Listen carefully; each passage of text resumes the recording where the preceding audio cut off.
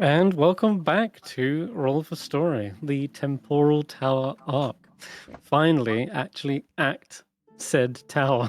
Took long enough, but they have traversed time and space, it seems, to actually reach this location.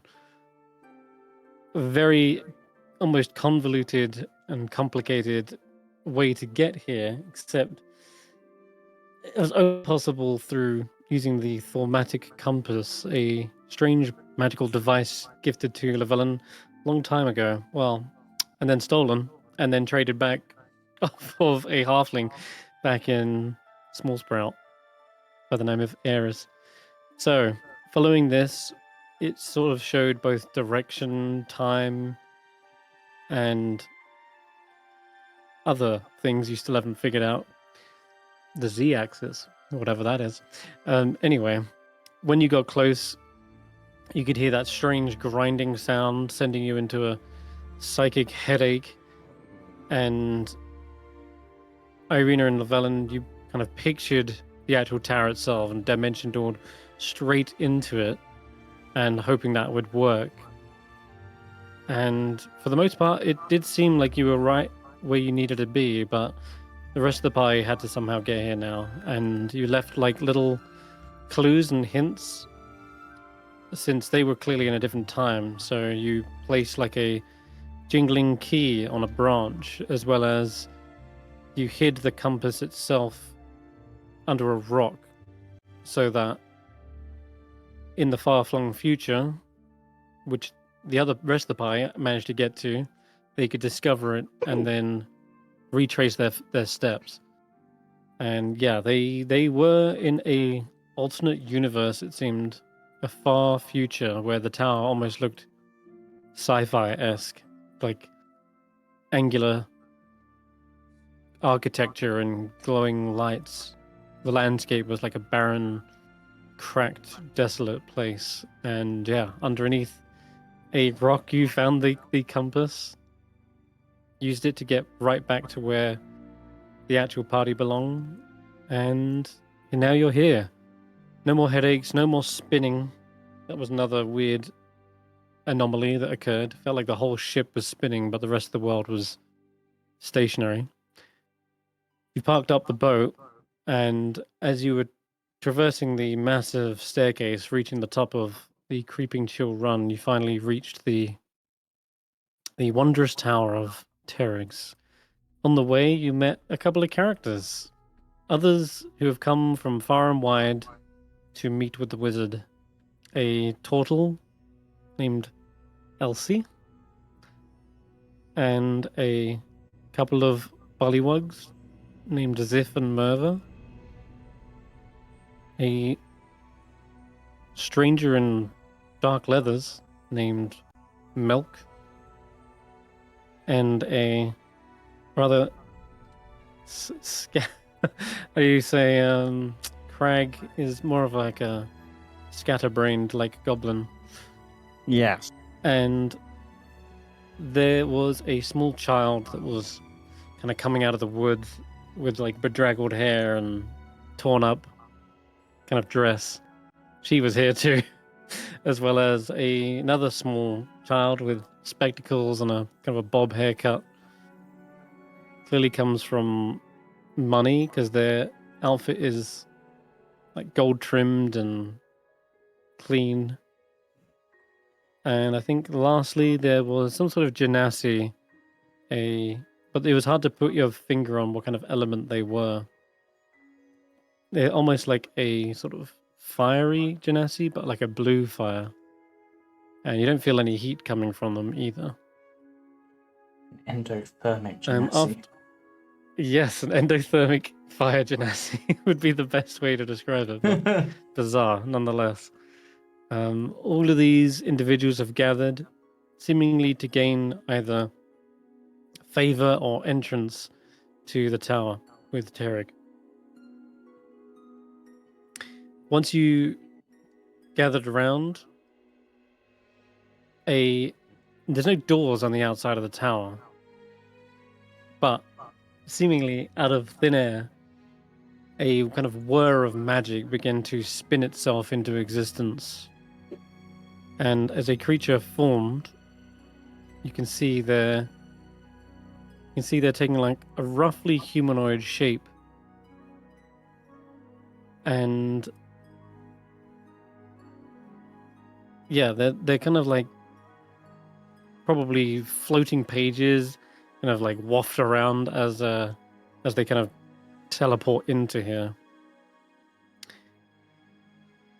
And clearly some sort of summoned magical entity has made itself apparent, and it has spoke to you, addressing everyone, saying,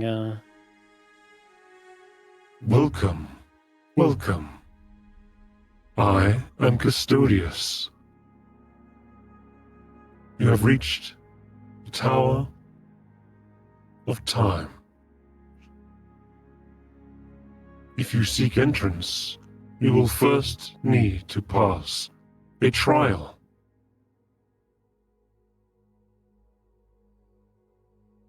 Only Terig will determine whether you have succeeded or failed said trial. Please state your name and purpose for visiting. Where do you hail from?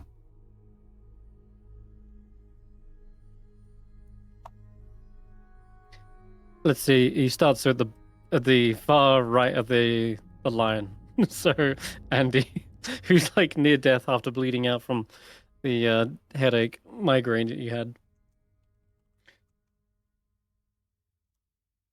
She's probably just kind of, I don't know, she's probably looks almost kind of drunk right now. She's just kind of like humming to herself and swaying. She probably didn't pay attention to a single thing that was said. He just looks down at you. There's a kind of a flash of magic over their body, and they kind of repeat themselves. Your name and where you hail from. I'm not going to do it right now because throat, but she'll squeak very loudly, and she just, keep it down.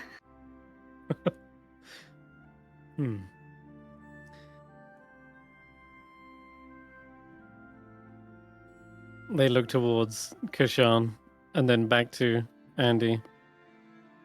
And then they seem to be documenting something. I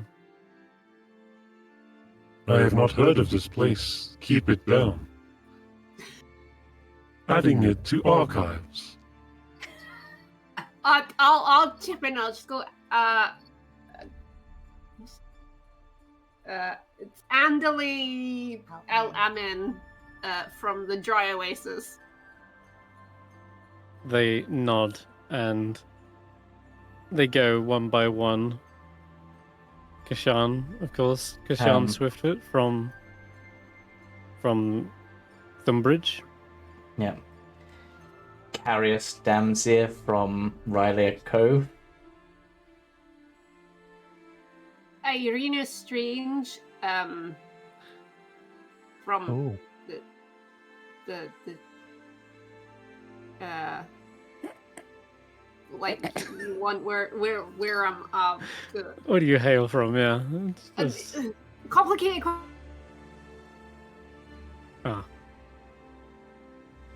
Question. This is the best answer I can give. They seem to nod and move along down the line. Llyvelin Ironwood. Previously of Palfar. Okay. No, from wherever I go.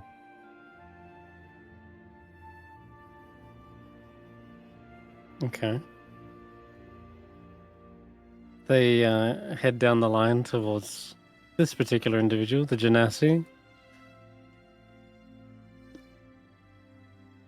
They say,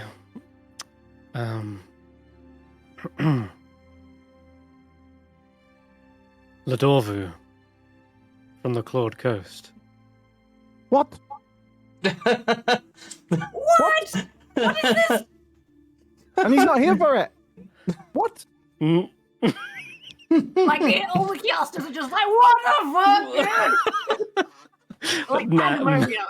Like that wasn't like that was an out of character and an in character response. Yeah. Yes! Garrett is just like, what?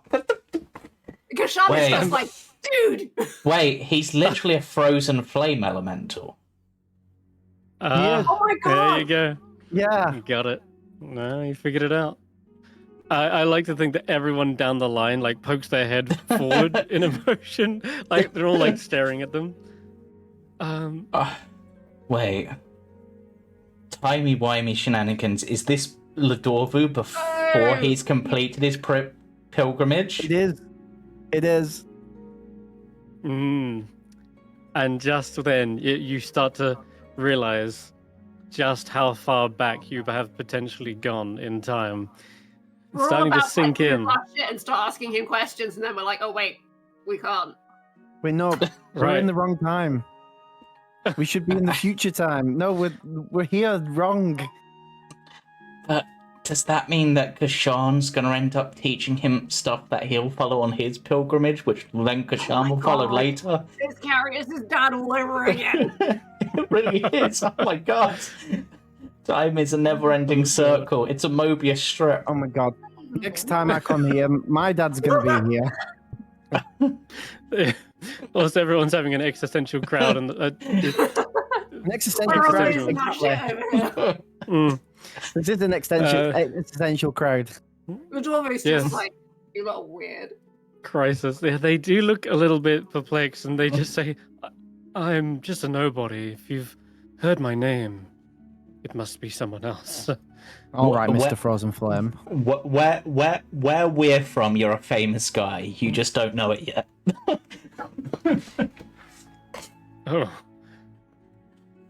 Then Wait. If I've not been born yet, that means my mother might be in this. You raise a valid A point. little bit further back.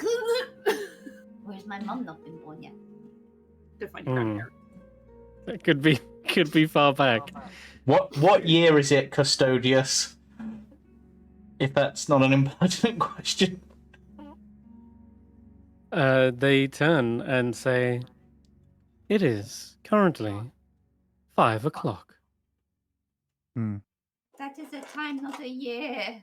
If this is a Unless- time tower, and he is of a time tower, how many years is it before the capital city crisis?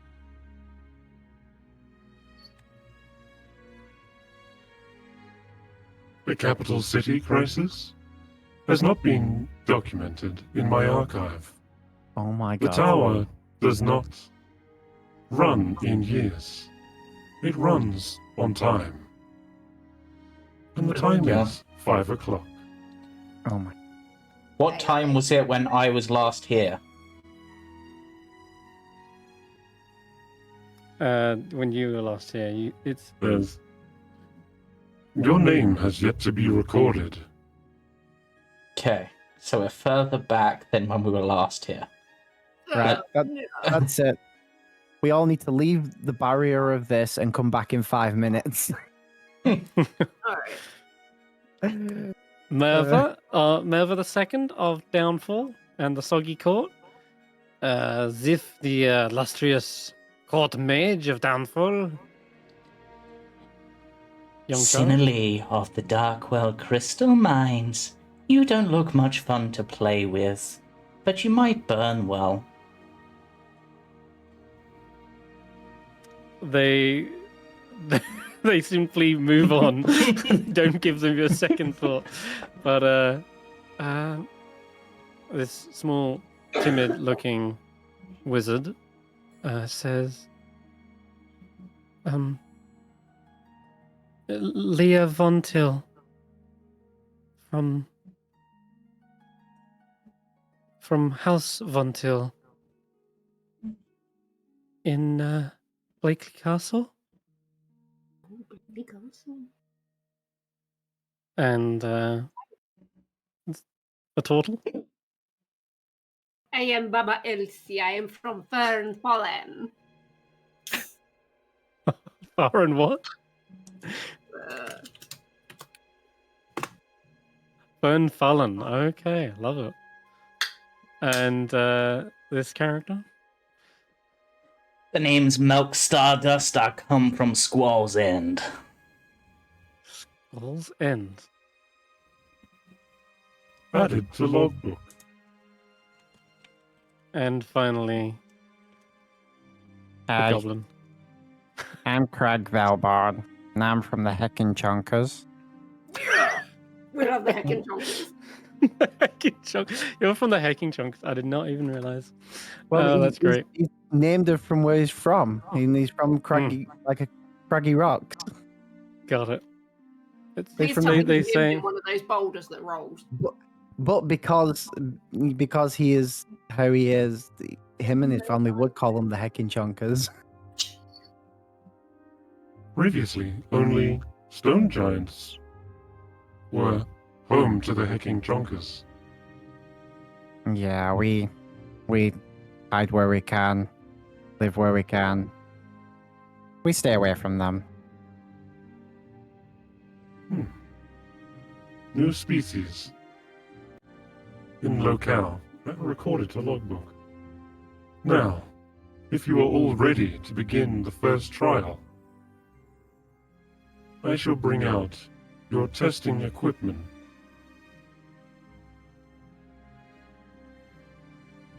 And with that, you see he claps his hands together, and as he pulls them apart, you see a door open between them. And as the magic ripples over it, you see a small, what looks to be like an automaton-like creature wheeling along a rack of some sort. And you can hear the kind of like jingling sound of metal. This is the kind of creature you see. Just kind of all gears and cogs, and it's just pushing it along until it's now outside of the tower, or outside of the portal. It then goes into kind of reverse and wheels back, leaving the strange rack in its place. On it are a few metal bars, and hanging from little hooks are these metal cubes. And they are about palm-sized, and they seem to be just sort of swaying there for a moment before Custodius begins to lift one up. And then as he does so, he begins to like levitate all of them and then hovers them towards you, kind of placing them into your hands all at the same time. And to describe it is really a very strange and simple shape. They say, This is the first trial. May I introduce you each to your plum bomb? To our what? Plum bomb. Bum bum. Plum bum. Yeah, I heard plum bum. Is that like Correct. a bum that's very plummy? Andy just had bonbon, so she's trying to eat it now. Your trial begins now. and with that, they step back, and Andy, you're first to immediately try eating it. As soon as you put it in your mouth, Sweet. yeah, it is sweet, Andy. Bizarrely, this strange metal cube doesn't taste like what you're expecting. It tastes like vanilla. And it's cold. Ooh. Ice cream. Ice You know, cream would be a that's very like- good Thing. comparison. Like chewing and gnawing. She's basically doing that to a corner of it. I just lean over between Karius and Llyvelin. How hard did she hit her head? I don't This know is which Steph one. and for Andy. That's a good question. To be honest, I think all of the psychic trauma may have rattled a few screws loose. All right. Yeah, may have broke a few strings. Yeah. She's one violin short of an orchestra. One for guy I of like a that. violin. Okay. Immediately, you see the young spectacled girl, Leah. She wanders off to gain her own like space and area. She seems to try and shy away from the others and pulls out a few books and starts trying to identify whatever this thing is. Ziff and Merva have their own.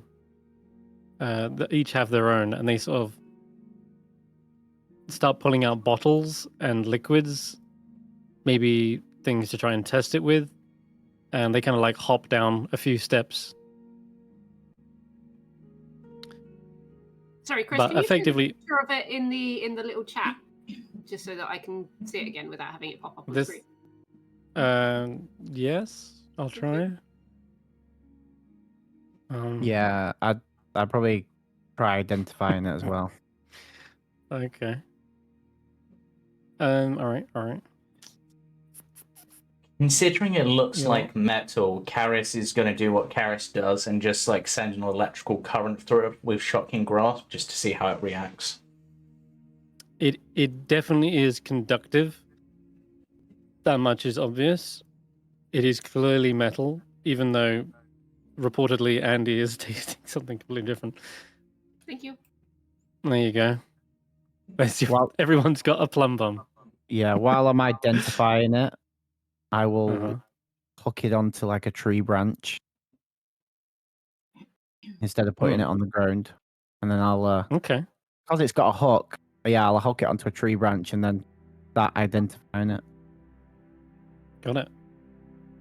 Yeah. It can hang pretty well. The hook remains sturdy. And you see a number of other of the students begins separating effectively, and they're all trying out different things. Maybe they're looking for their own branch to hang it from as well. Question. Hmm. I'm just looking at it. The tower. Are there any slots where they maybe potentially fit in? Like, because it kind of like brickwork kind of thing. It might slot in somewhere. Oh, I can sort of see And what then you mean. can Like if you climb slide your it way, in like, it. up, Yeah. climb Okay. up building, maybe? All right. Yeah. Give me a perception check, Eirina. That's actually not where I thought you were going with that. I thought you were thinking more of slotting it in and then it works like a door. I mean, Like, and that's the cute. handle. You begin looking over the tower. There is a lot of bricks that seem very flush. There's no error, or in fact, it's almost inhuman how well this tower is built. Most likely with magic for like precision and such. Is that precision, it leaves no gaps where you could perhaps slot this thing. On top of that, with a 20, you don't see anything that it would easily hang from on the tower. Okay. And maybe that's exactly what Kesh'an is doing, is starting to climb up and looking for it as well, perhaps on the other side or higher up. And you see the custodius looks around and sees them trying to climb up into the tower, and they begin to fly up, hovering near them. And they say, You will not find a way in using that. And yet, it does remain your key to entering the tower. As is part of the trial.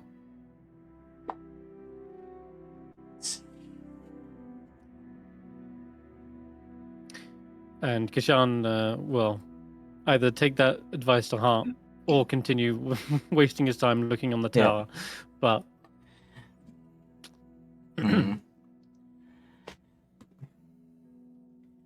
okay, so we got Andy tasting it.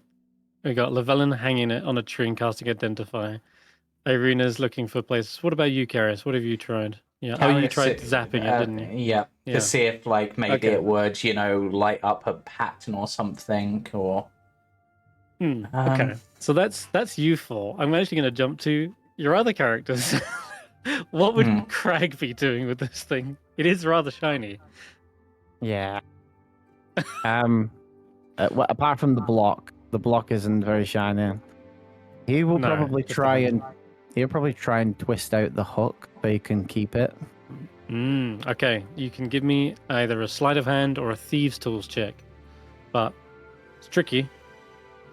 Oh, he's just straight up doing it, like he's in front of everyone. Yeah. Okay. Yeah. Give me a. Sure.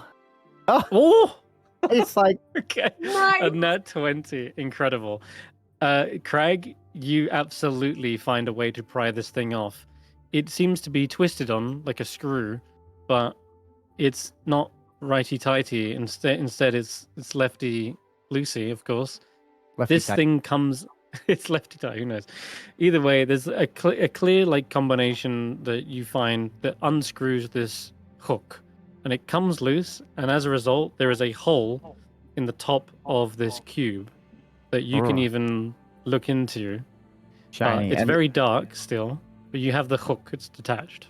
yeah, he pockets the the hook, Cool.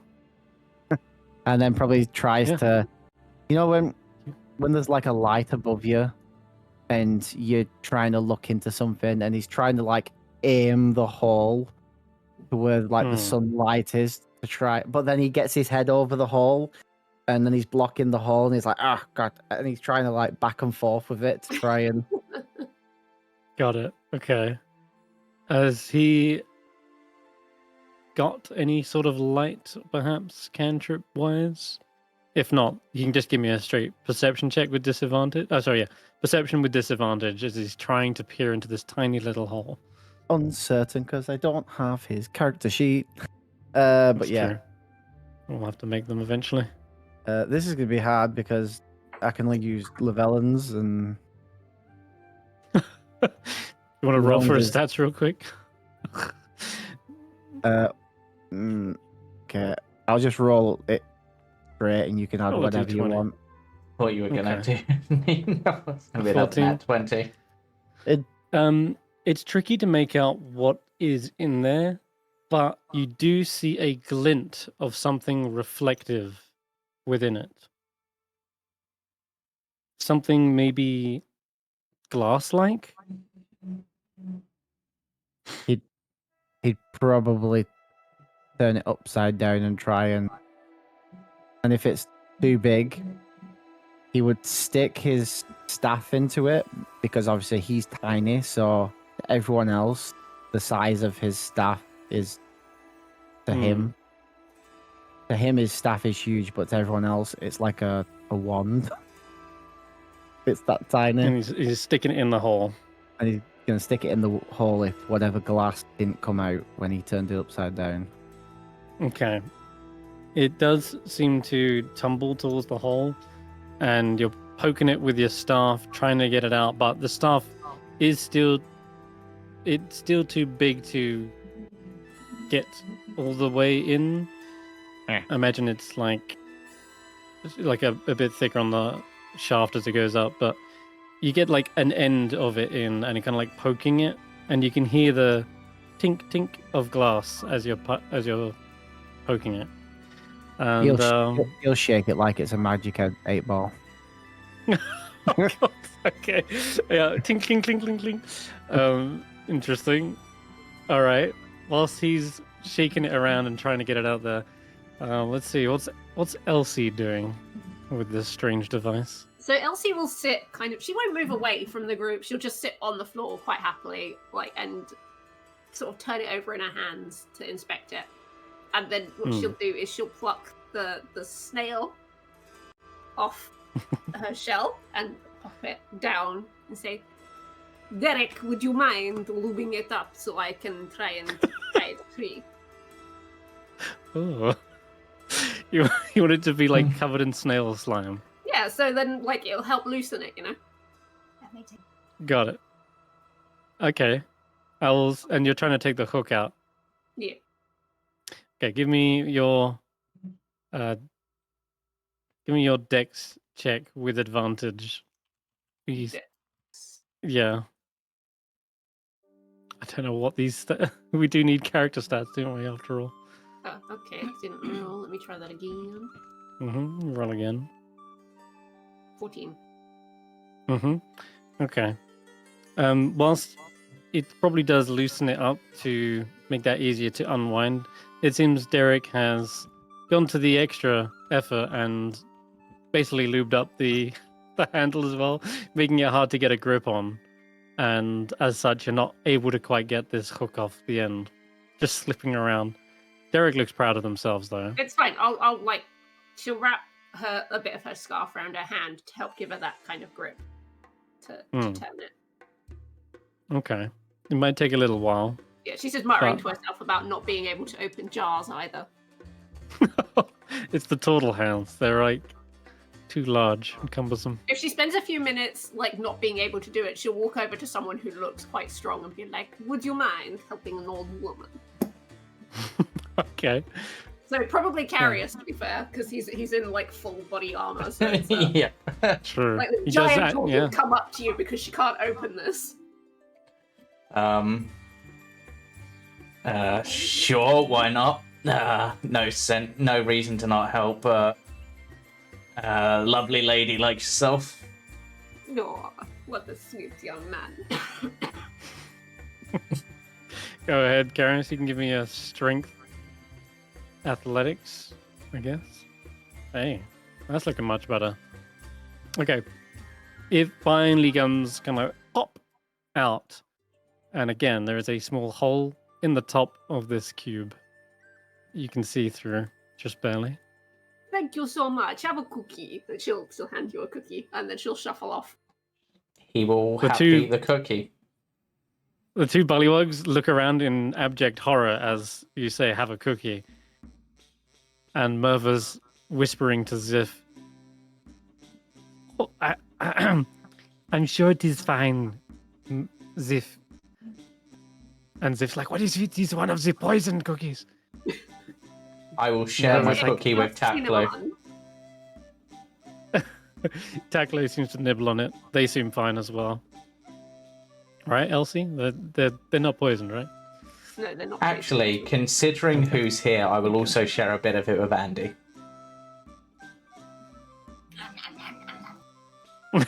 I do not know how Who's well the it real will guy? go with the plumber. Just... She probably eats it right out of his hand. Oh god, it's cookie and ice Beautiful. cream.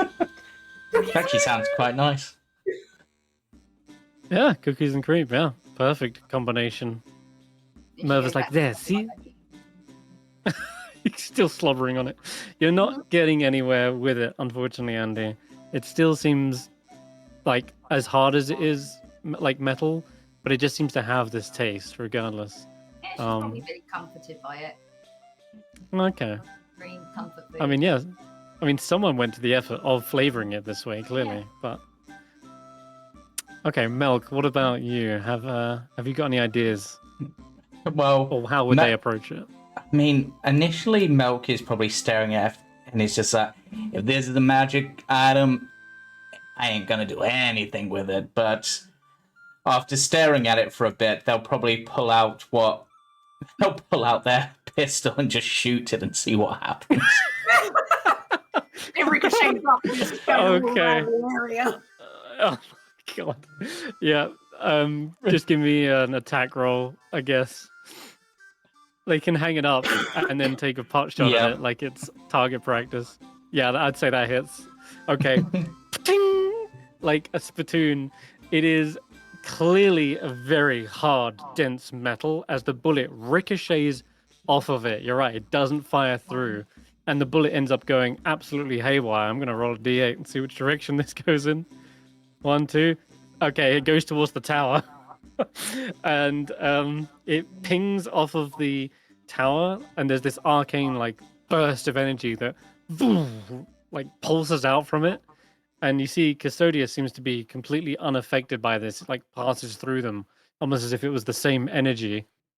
Meanwhile, Melk is like knocked flat, sent sort of skidding across the ground as the force seemingly pushed them back all the way to the very edge of the mountain. Yeah.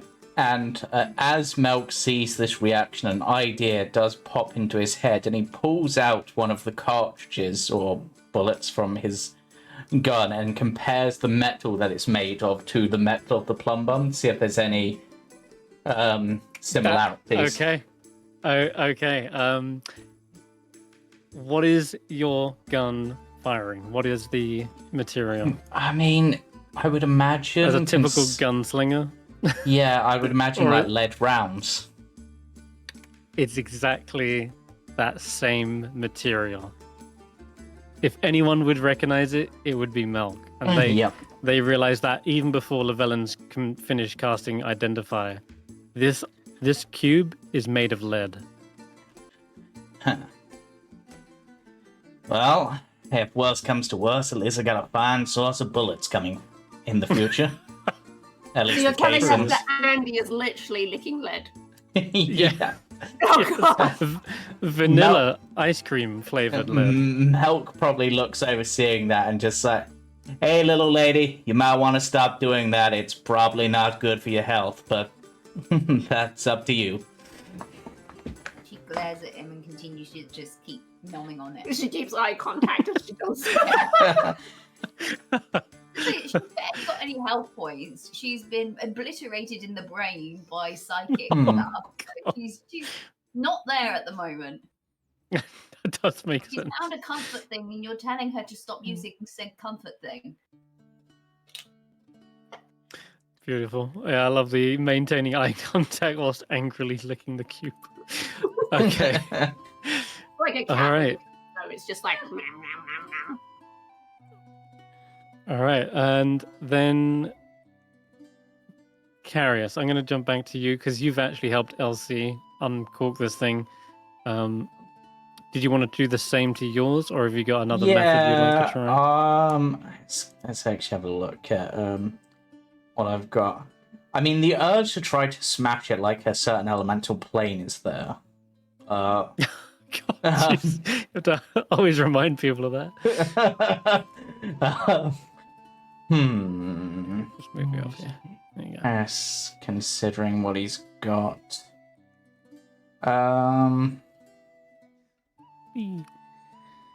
Yeah, Karius will probably, if unscrewing it seems to be at least some sort of progress, what can I do to unscrew it more effectively?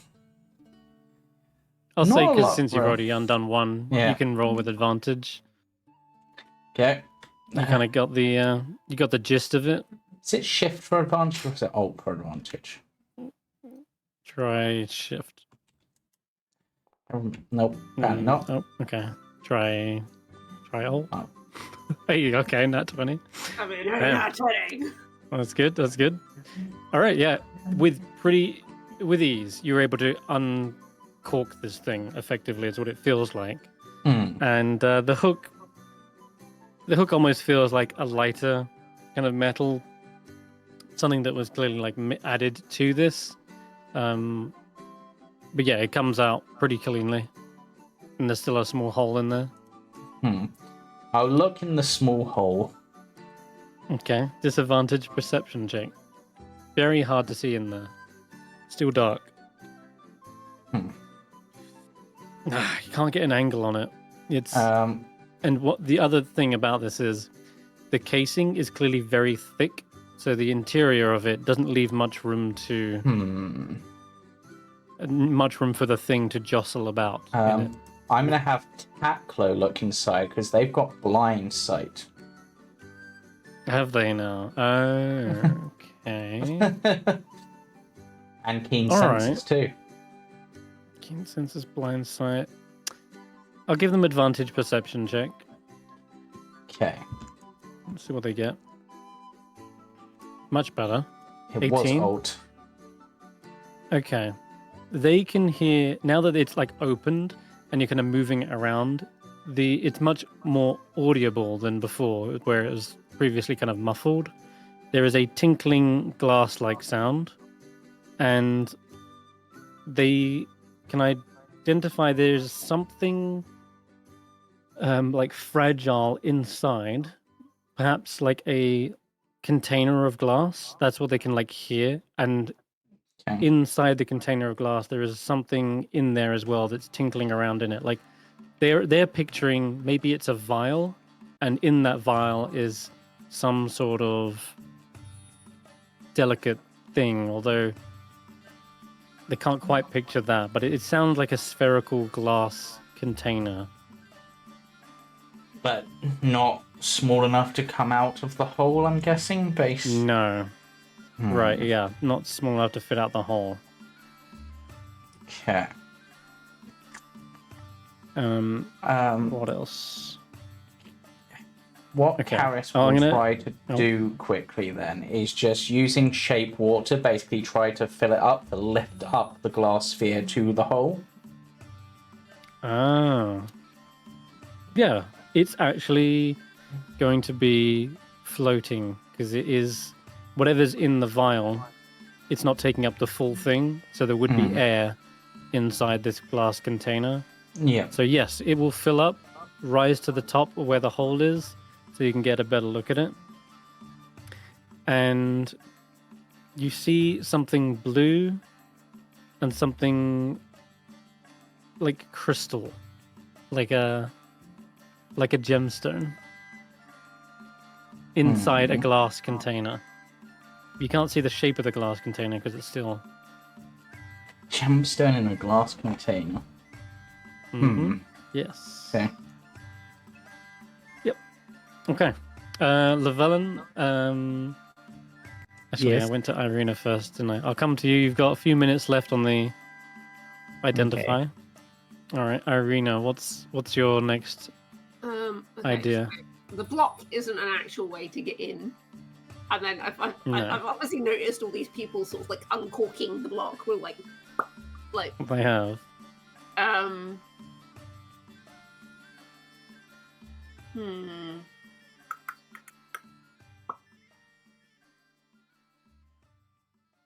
Okay. What? How much weight can...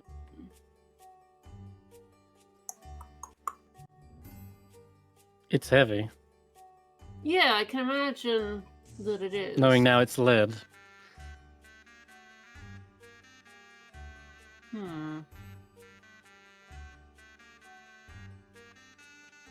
How much do I know about the properties of lead? That would be a geology check. No, chemistry check. Sure. Yeah, so roll chemistry.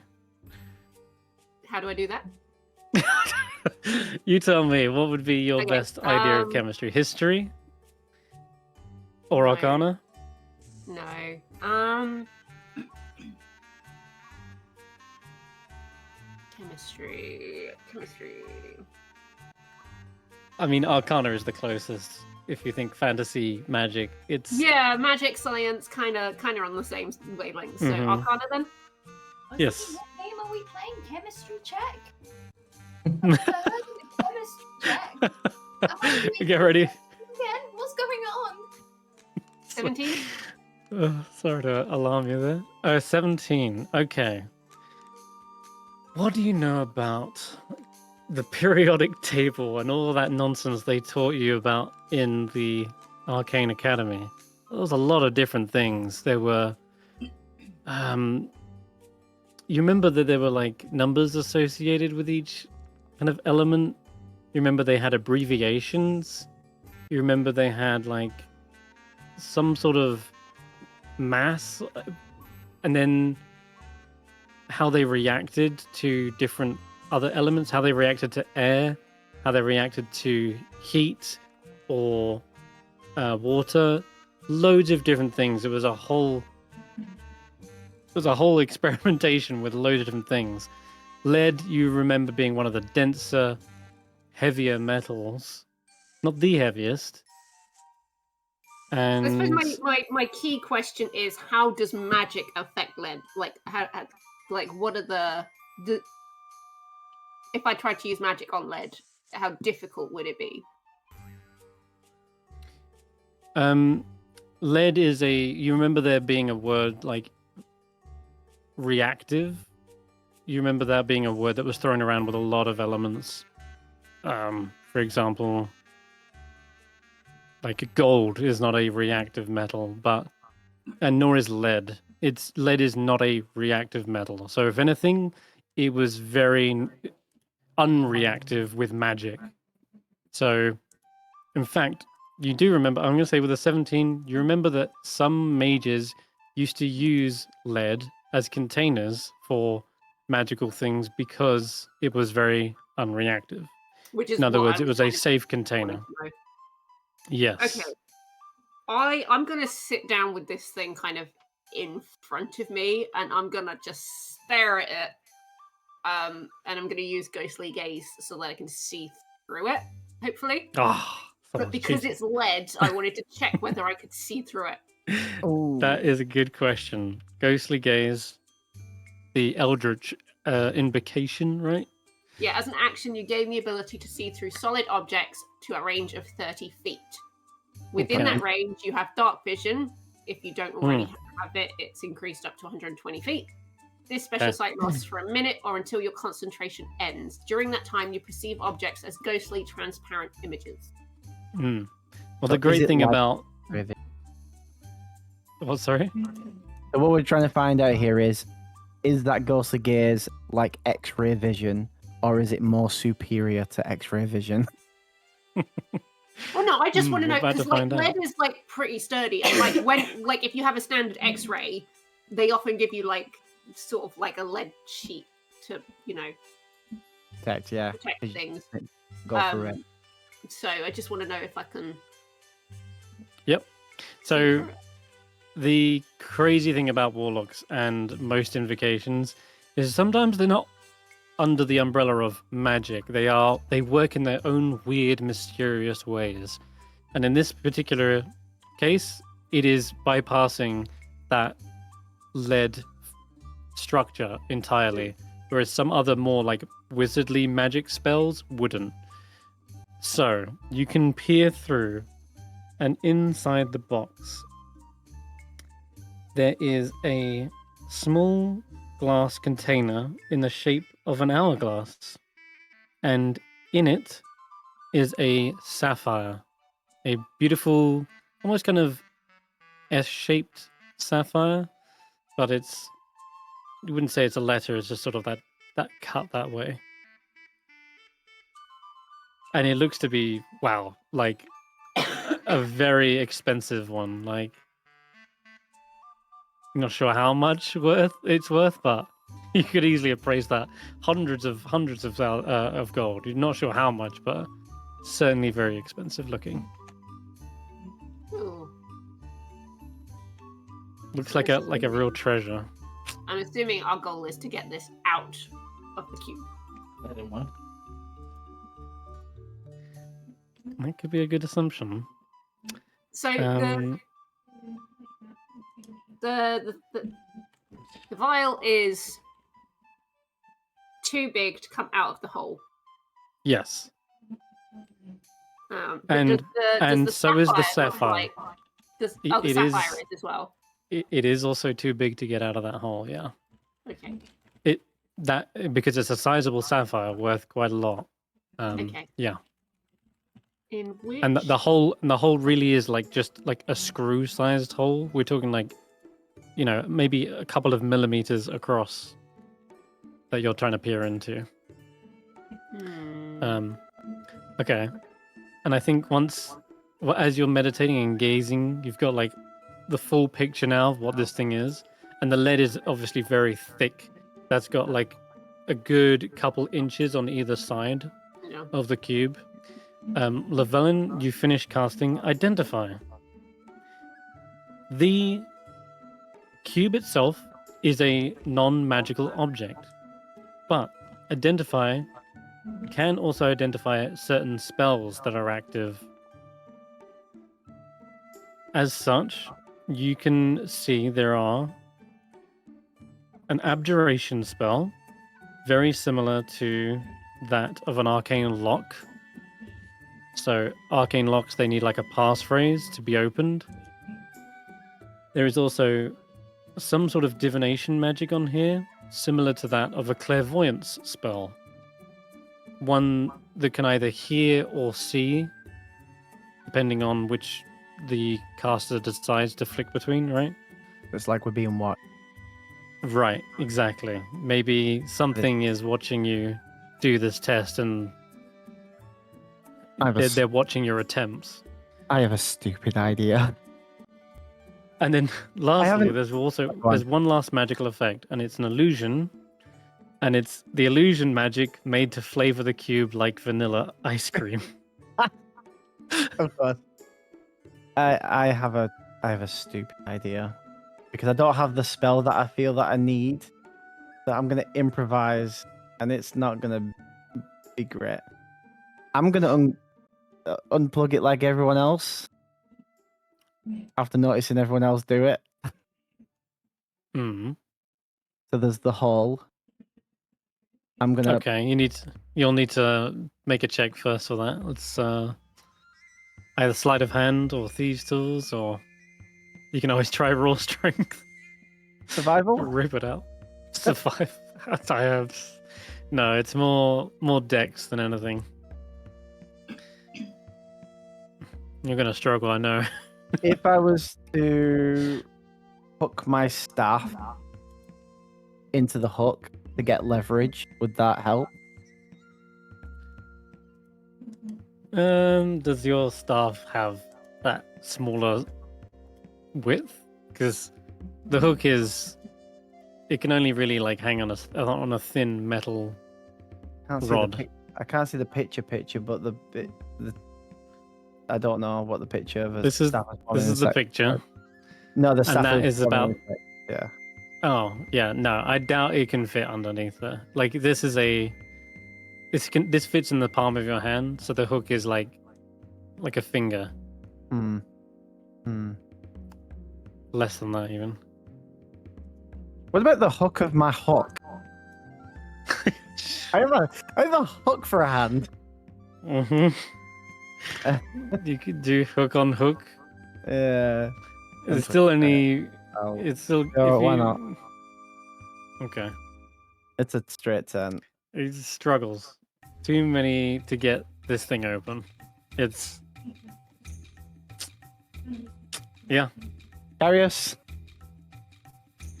Well, I can't. It's you see me struggling with my hook. I've got to hold the box with one hand and try and unhook it with my hook. yeah. You So what are you trying to do? Sorry. the screw. Like, look, everyone else is. Please. Oh, you want someone to unscrew it? Oh, yeah. Sure. I'm quite literally handicapped for this. Yeah, well, I And mean, yet you perhaps know more information than everyone. I will unscrew it for them.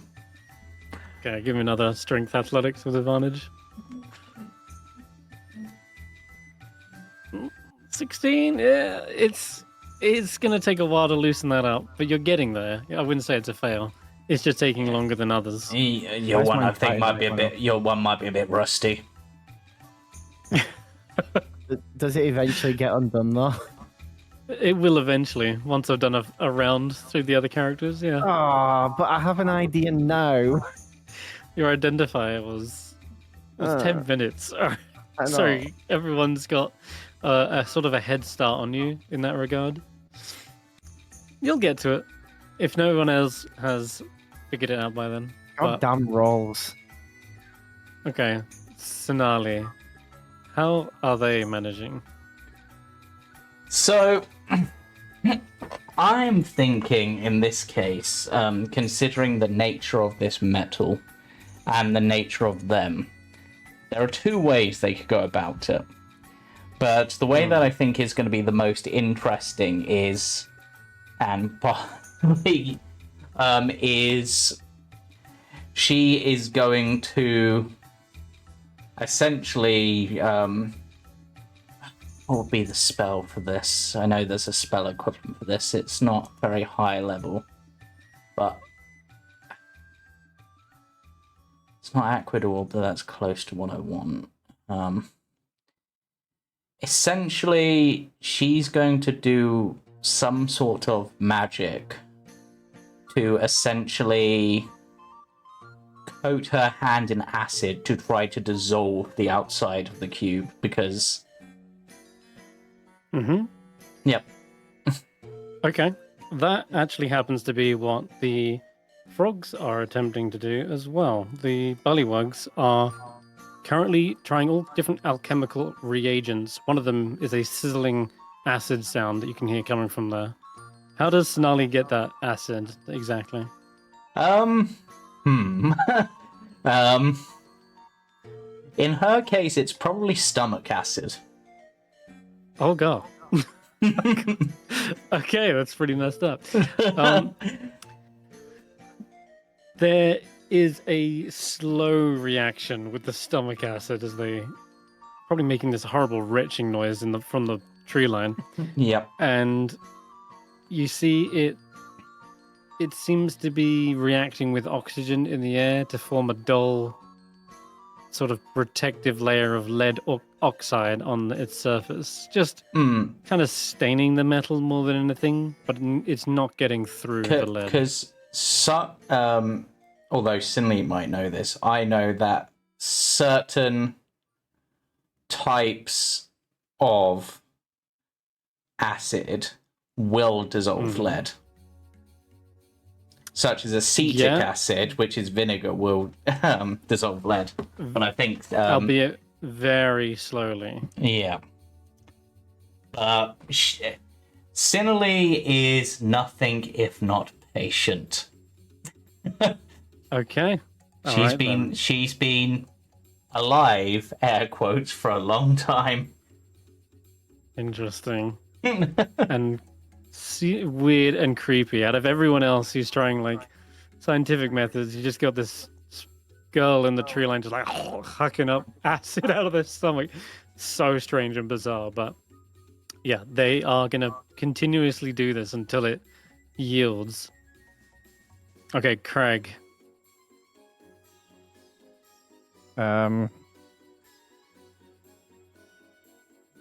Something.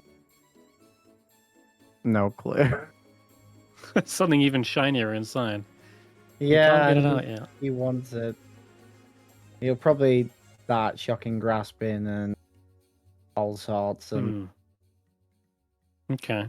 Yeah, shock and grasp. I think you've seen that already now. It's very conductive, and the lightning does sort of take to it. Trying to shoot it inside, whereas before it was just to the metal. They saw someone do it to the metal and with the hook in, but now that there's a hole, trying to shock inside to see if it would do it. Is this in an effort to break the glass? Probably. It's chaotic enough. All right, then. In that case, just give me a d20, and we'll see what you get. You're a sorcerer, so it'll be adding your charisma. All right, that's at least enough, I would say, with your bonuses, definitely.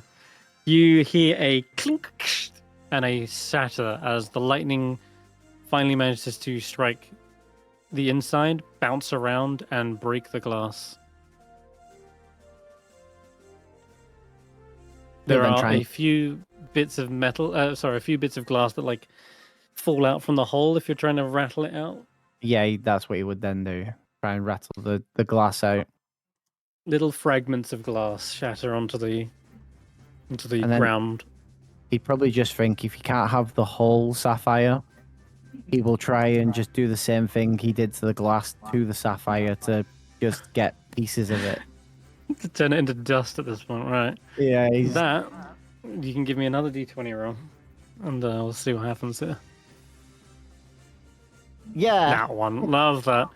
Okay, the lightning bounces back off the sapphire and into your eye, Krag. You take what's shocking grass, like 2d8. There you go.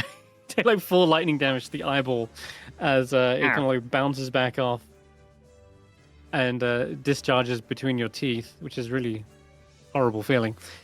The sapphire looks even more impervious than the lead. Like the lightning just bounces right off of it. How much does Krag know about his shinies? He's collected a lot in his journeys. He's Has he got any gemstones? No, he's probably not knowledgeable about them. He just likes them. Okay, it's fine. Well, then Krag is learning a little lesson here, and that seems to be that gemstones are very, very hardy. Yeah, he thinks shinies are currency, no matter the shiny. Interesting. So he's like that little hook that he pocketed. He's like, oh, It's also a shiny currency. It's also something he can either keep because he likes it or trade it for something else. Okay, cool. All right. Yeah, he's trying to. He's probably getting frustrated now and bashing it against the wall like he really wants it. Yeah, anything he bashes it against seems to crumble, and whether it be a tree, he's denting the bark. If it's a rock, he's turning the rock to dust. The lead is very hard to break. Even the bullet didn't do anything. He starts bashing it against the wall of the tower. That's gonna have the same reaction as the bullet did, and a pulse blasts Krag away, and he goes skidding away in the dirt. I was making a door.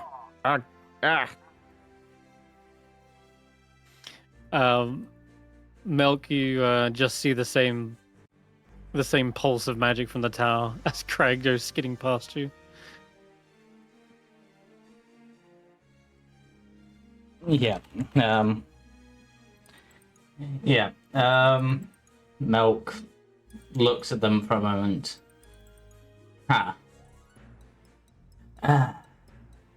Goddamn magic. It's always a problem.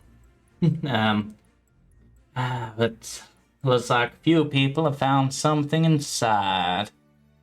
I got nothing on me to get something out, but maybe that's not the game.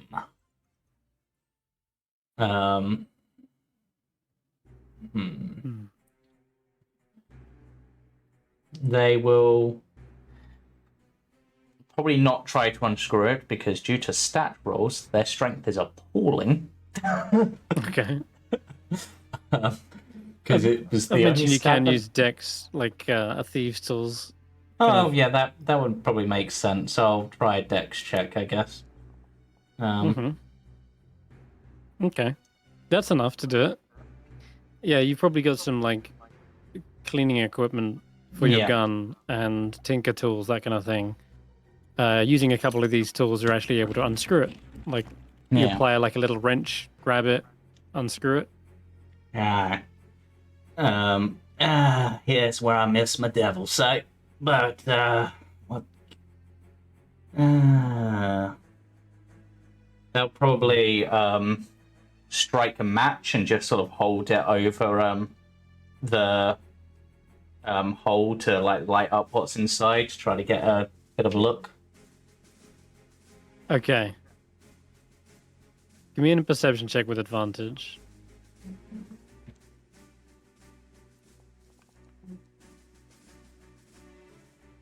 Okay. The light provided does give a small glint from inside the hole. And yes, you see what everyone else has discovered so far. The glass vials of thing. And you see the blue glint of a gemstone. And it takes a little while to get the angle right. Because you're like kind of sifting it, trying to like jingle it into place. And as you're holding the match, you notice the metal beginning to heat up.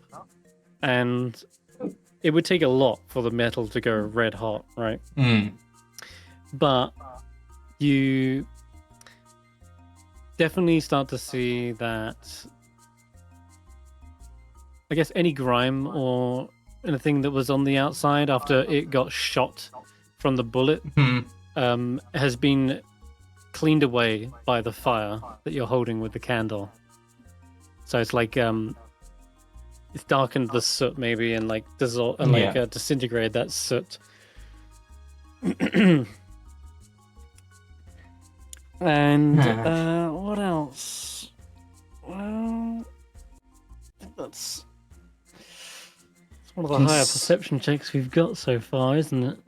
Yeah. Considering this is a magical tower and this is a magical test, what does Melk know about how sapphires are used in magic? That is an Arcana check, but I'm going to give you one last little thing with that perception check, because I know it's only adding a +1. Probably haven't picked your skills yet. No. We're probably more looking like a 20 if you've got proficiency, right? Or something. Yeah. Okay, so as it's heating up and you're pondering, what is this thing? What is this sapphire used for? Give me the Arcana check real quick, and then I'll tell you what else you see as you're holding the match. It's not terrible. 12, 13. 13. Not thinking of any low-level spells that use a sapphire. Must be something really high-level, but I'm afraid you're not quite sure what that would be. After a moment holding the match longer, you start to see a very small engraving beginning to light up, like the fire is illuminating it. And it is a number. I want you to give me a D3. Actually, a D4. Okay. The number that is glowing now, because it's like heated up, is 207.2. FM. 7.2. That seems to be on the lid. Like, well, the top where the screw is. 207.2. Oh, and then there's a... If you're like moving the candle across, because you're like, I wonder if there's more to this number, right? So let's say like you see the 2, and the match kind of hovers over the O, and then 7, and then right at the end you see there is a U as well. Yeah, a U. Yes. Bizarrely. Wait, no, that's ringing a bell in my head, out of character. That's what Melk says. Well, while you're thinking on that and pondering what is a sapphire used for, Kesh'an's scaling the tower. Ziff and Merva have tried to dissolve it, but it's taking forever. We are right back round to Andy, who, at this point, it would have been like over an hour, and I will say you could have taken a short rest as well during that.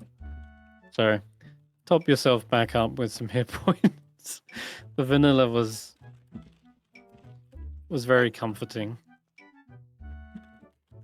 Is Andy just trying to get through it like a gobstopper? At the moment, yes.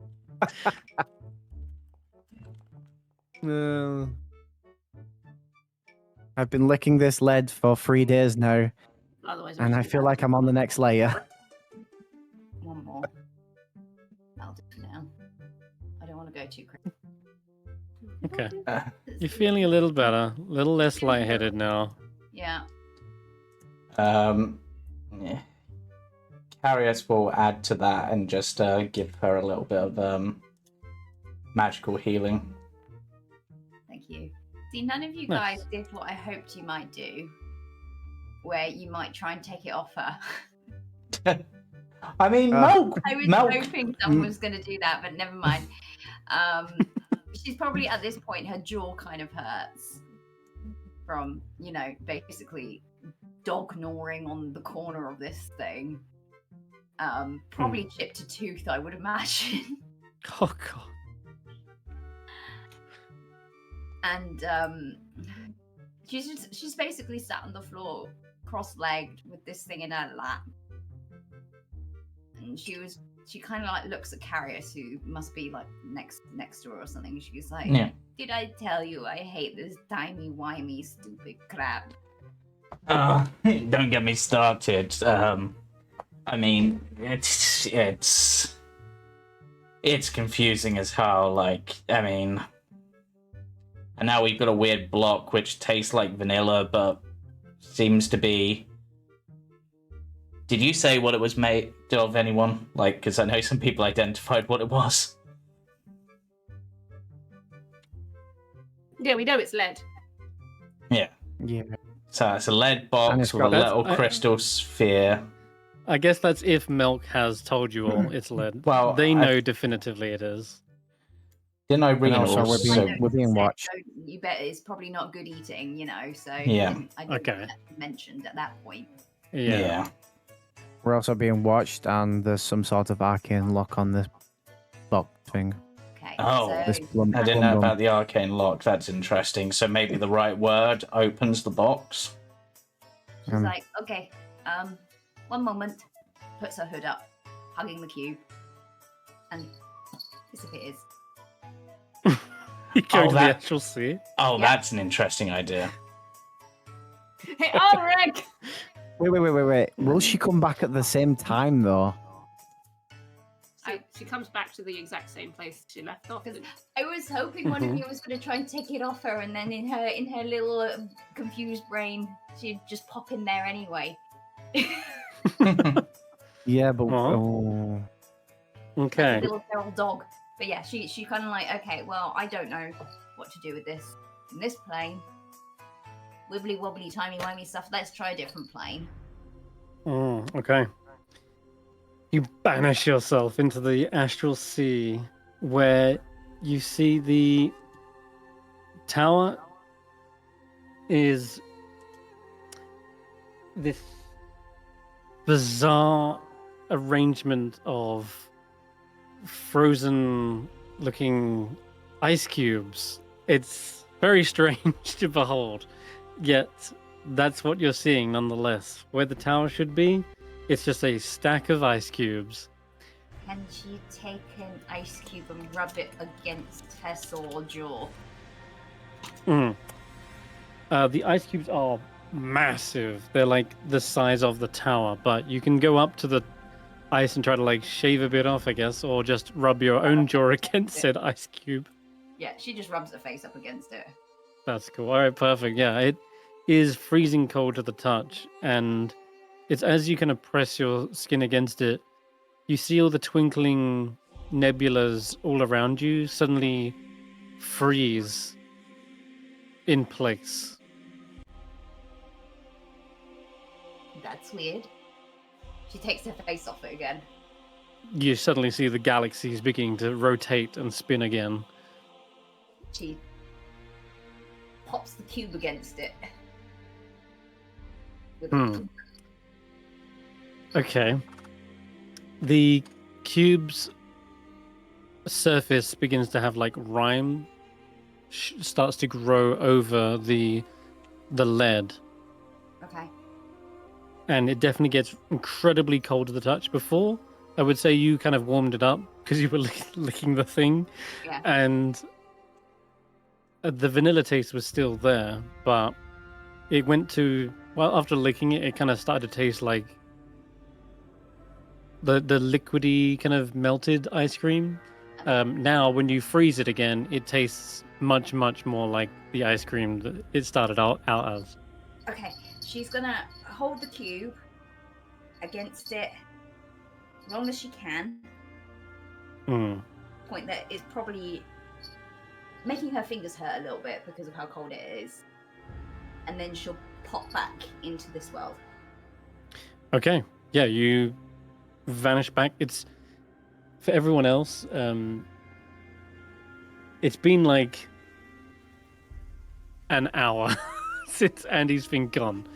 Not because they've been gone a long time, but it just seems like when you come back, Andy, it was only like maybe a few minutes you were doing that, but to everyone else, Andy's been gone for a long time, and when you finally come back, it's just a surprise to everyone at first. And people might have even solved their thing by now, but we'll figure that out in a second. In fact, So, okay. So she's like, so I haven't bought pie this time. Puts the cube down. Does it still feel really, really, really cold? very, very cold. Yeah, it's Okay. like freezing to the touch. Who's Oh, got and Andy, as you have done this, there is a. You can see something on the actual cube, like where the rime has like grown over it. It seems another number is visible on one side of the cube. I'll let you roll a d4 as well.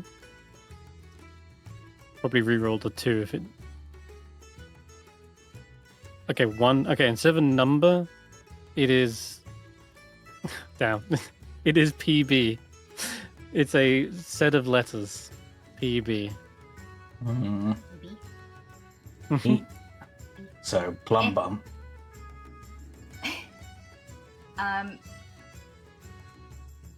Who's good at whacking things like really, really hard with a really big blunt thing? Karius just sort of indicates the various weapons. I mean, I've got the mounting cracker if you want me to give that a go, or the geode flail. Try it. Just hit it as hard as you can. Okay, I'll go with the geode flail, and I'll really like spin it up for like the extra damage, like a readied action, and swing down at it. You are going full throttle with this thing straight down. Give me an attack roll. You know, I'll even go even further all out, and I'll make a booming blade attack. Oh god. Nice. Yeah, okay, with adding the force damage on top. Thunder damage, but yeah. Thunder. Okay. The swing of this thing on the now brittle metal is enough to, especially with a magical thunderous clash, seems to dent open the metal. You also unfortunately do hear a crack as that goes off as well. Yes, that was 16 damage to it. 16 damage. Yeah, it's enough to dent this thing open, and the lead box hasn't just crumbled, but it's dented it inwards, and now there is an opening. Thank you. Yep, there you go. I guess we can have a look properly at what's inside. So now that Andy has got something by cooling hers, Yes. and it made it on the edge, I'm gonna do the electric thing again, just to see if that makes like a number light up on that edge where the other two were. Mm-hmm. Yeah, absolutely. Because heat did something, so I'm wondering if cold did something. So it's the next logical element for Karius. Sure. Okay. Then let's say you go ahead and have you got like a concentrated thing that you can continuously I mean, I could just pulse it with shocking grasp multiple times. multiple times? Yeah. Okay. Do I have? It's going to be a little trickier than the others, but give me a perception check or an investigation. What one's better for me? Investigation, weirdly. That's not great. It's not really giving you any indication of any numbers on any side. Lightning doesn't seem to be. It doesn't seem to be element based. You kind of come to the conclusion of. Right. It seemed to be more to do with either hot or cold, where lightning is maybe hot for a split second, but then doesn't do much. It needs more of a concentrated. Mm-hmm. What do I? Yeah. In weird chemical ways, because like heating something up and cooling it are chemistry things. Whereas electric kind of is, but in like a really vague way. Yeah.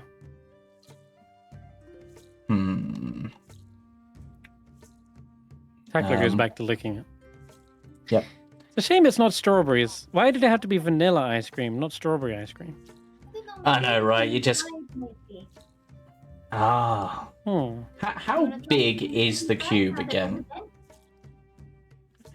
Taklo will go over to Andy's one and lick the inside. it's kind of wrenched metal that's probably hard and might even cut their tongue. But there's glass! They kind of exclaim. Ah. They take 1 point of slashing damage. Poor Taklo. They cut their tongue on glass. And you also see they're spitting out something as well, shiny and blue. And Andy, they spit out a shard of sapphire that has cracked and broken inside. Is Karius enough of a troll to do what I'm thinking of? Yep. No, Karius isn't enough of a troll. If it was one of my other characters, maybe. I was tempted to pretend. I was tempted to pretend that Taklo cutting his tongue, like, oh no, the cookie was poisoned, just to see the frog's reaction.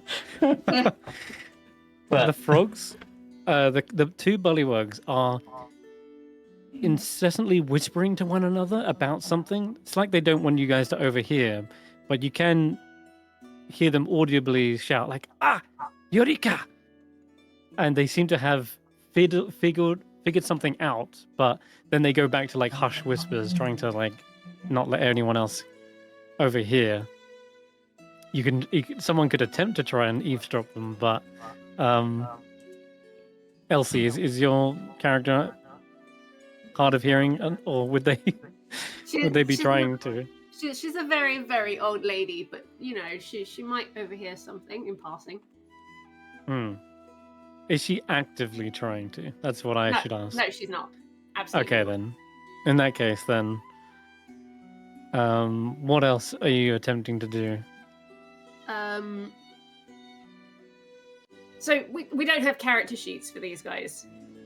Not yet. Like, we have character sheets, but like they don't have things. I've rolled stats for my two, but I think what we're going to do is, because I know Kirstie has to leave a little earlier tonight, we will do characters afterwards. Wait, where did this bird come from? Oh, there is a bird circling Elsie for some reason. Which is kind of fitting because I see her as a bit of a druid. Which is why I'm asking the question is like, how much ability do they have? Not have? They have a good amount of ability. Okay. Not as powerful as the Kiasters, but yeah, they're good casters. So what she sort of does, she picks up like her walking stick and she lowers like the crook of it down towards like the hole at the top. Anastasia, my dear, please will you take these seeds and put them inside? Like the little spider on her staff kind of like has like hold of them and goes in. I like drop the seeds. And she'll use like plant growth to try and like grow the seeds to like crack the block open. Wow, okay. That can work. The seeds are just small enough to fit in. They won't be as big as like an acorn tree or anything like that. No, she just needs it like with enough force to like crack it open. Okay. Whilst you're watching these and casting this continuously, give me a d20. Let's see how well the magic is at forcing open metal. Okay, as I suspected, not great. It doesn't look like the roots are strong enough to rip and bend metal. It's just sort of growing out of the hole and pushing itself out of that. There's not even a bulge to the metal. It's sturdy as all hell. But whilst that's happening, and you're concentrating on that, a bird suddenly swoops down. Wow. Why have they got a -3? I don't know why they've got a -3. They should have a -1, I think, as a hawk. There is a bird that kind of swoops down, and you see them snatch up Derek with their talons. The little snail is a perfect tasty treat for this hawk. She uses the crook of her staff to try and hook the bird back down. Oh god. Uh-oh. Do they? They don't have flyby. Damn. Okay, I guess they do provoke an attack of opportunity from Elsie. Release, Derek. Make me just another d20 check and see if you got a strong enough grip. Oh, Derek. That's all right. I rolled a nat 1. I got on that one. He The hawk protects is. himself so well that he just slips out of the claws. Just wee. That's true. They were hiding for the whole journey up till now, but high up in the mountains, there are birds of prey that see this as a delicacy up this high. And they try to take away the small little snail. You hook them right by their neck, and it lets out a squawk as you have managed to grapple them. Derek is Also, not isn't a it- tasty treat, he is a friend. You learn some manners. And she'll flick it on the nose, and then let it go. The hawk seems to shake its head a little bit. Isn't there a web in your crook as Yes, well? there is. Anastasia's Okay. little web. It is all caught up in that, and it's as it tries to fly away, you see its wings are all like covered in the webbing, and it looks up at Sorry, you with a very. Anastasia, it's ruined your home. The hawk looks up at you with a pitiful, pleading look, as if like, please, as if to say, please get this off of me. Alright, she'll sit down and she'll start to like clean him up, and she'll give him a cookie and just be like, we do not eat our friends. The hawk seems to tilt its head to the left and right, trying to understand the concept of friend. But give me an animal handling check. Oh, I didn't want to put there.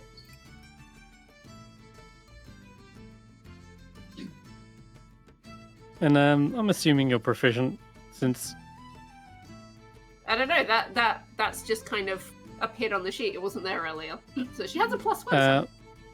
okay, we'll call it a plus, because your proficiency will at least be +4 or something, +3 or +4. I don't know.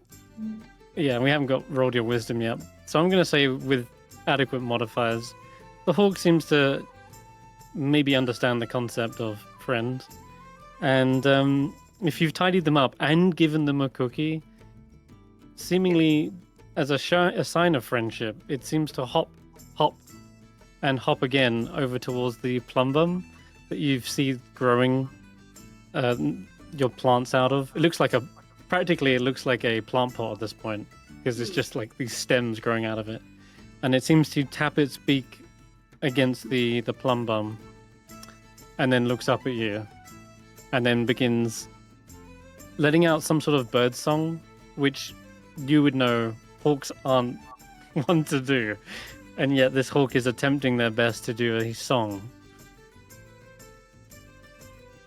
Do I recognize the tune of this song?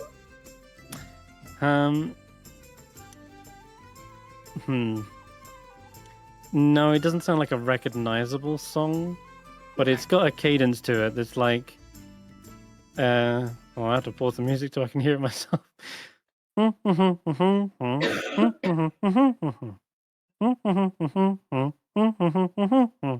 Seems to be like that, but you have no idea what it means.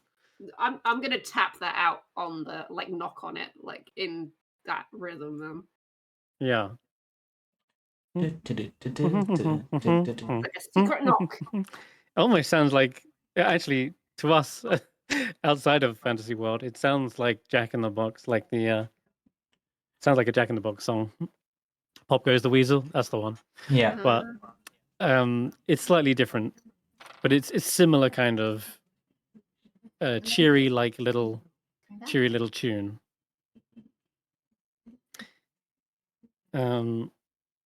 But yeah, whatever it's trying to tell you, it seems to be trying to whistle it in bird speech. But I don't know how So much. knocking on it doesn't do anything. No, it doesn't. Okay. You said, Elsie, you see them as a bit of a druid? Yeah. How much druid? Like just a druid. I just Straight up druid, like Yeah. single class kind of druid. yeah. Okay. This is me. I can't multi-class to save my life. Sure.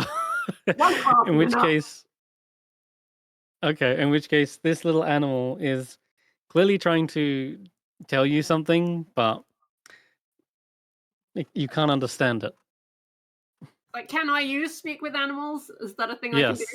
Sweet, then I'll do that. Okay. All right. A simple spell for what seems like a simple little song. And as soon as you finish the spell, you hear the hawk saying, "Trying to open the plum bum is very much a conundrum. Sitting hours on your bum bum makes you look like a big dum-dum. But don't be so down and glum. Let this rhyme bring you some fun. Then you can make a new chum, friend to all, the humble plum bum." And with that, the hawk begins to fly away. So it's a companion cube. And you just killed it, Andy. How do you feel? Oh, Gary. You just killed your friend. I just killed my You friend. just did. broke the little sapphire. It's in pieces. She's looking at it. She's just kind of like, well, now I feel bad. Karius will lean over and start casting mending on it. Okay, sure. I have mending. Yeah, if you have mending, She's that like- will. And how does I was sucking my friend? Yeah, What's happening? you might want to rephrase that if you tell this story later. I think I need therapy. I can do shock therapy.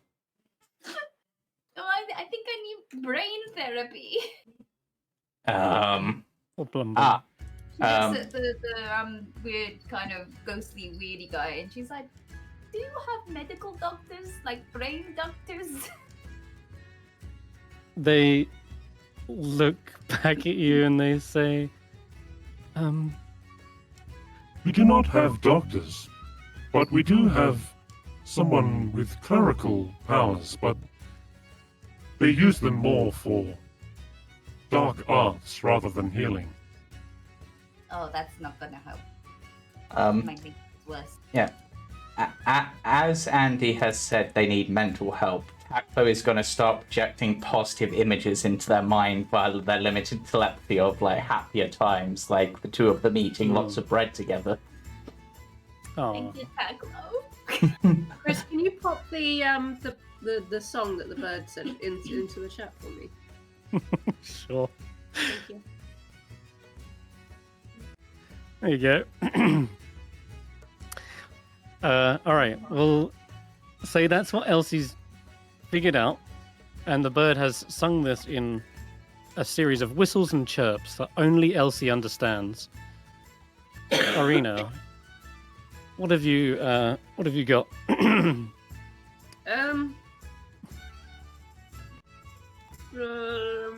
Okay.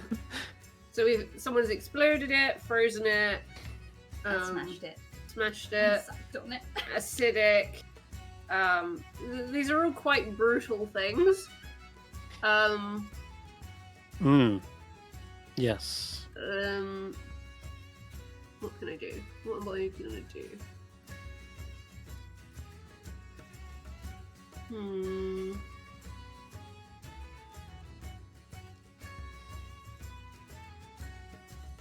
You can also try to eavesdrop on the two bullywugs if you want.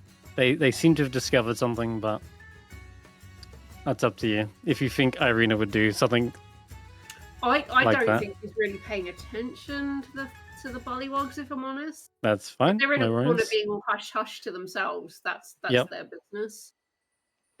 Seems right.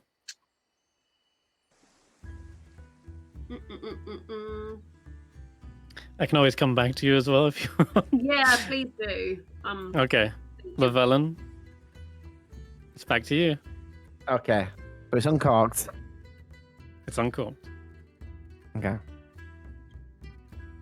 I am going to polymorph myself into a teeny tiny little firefly.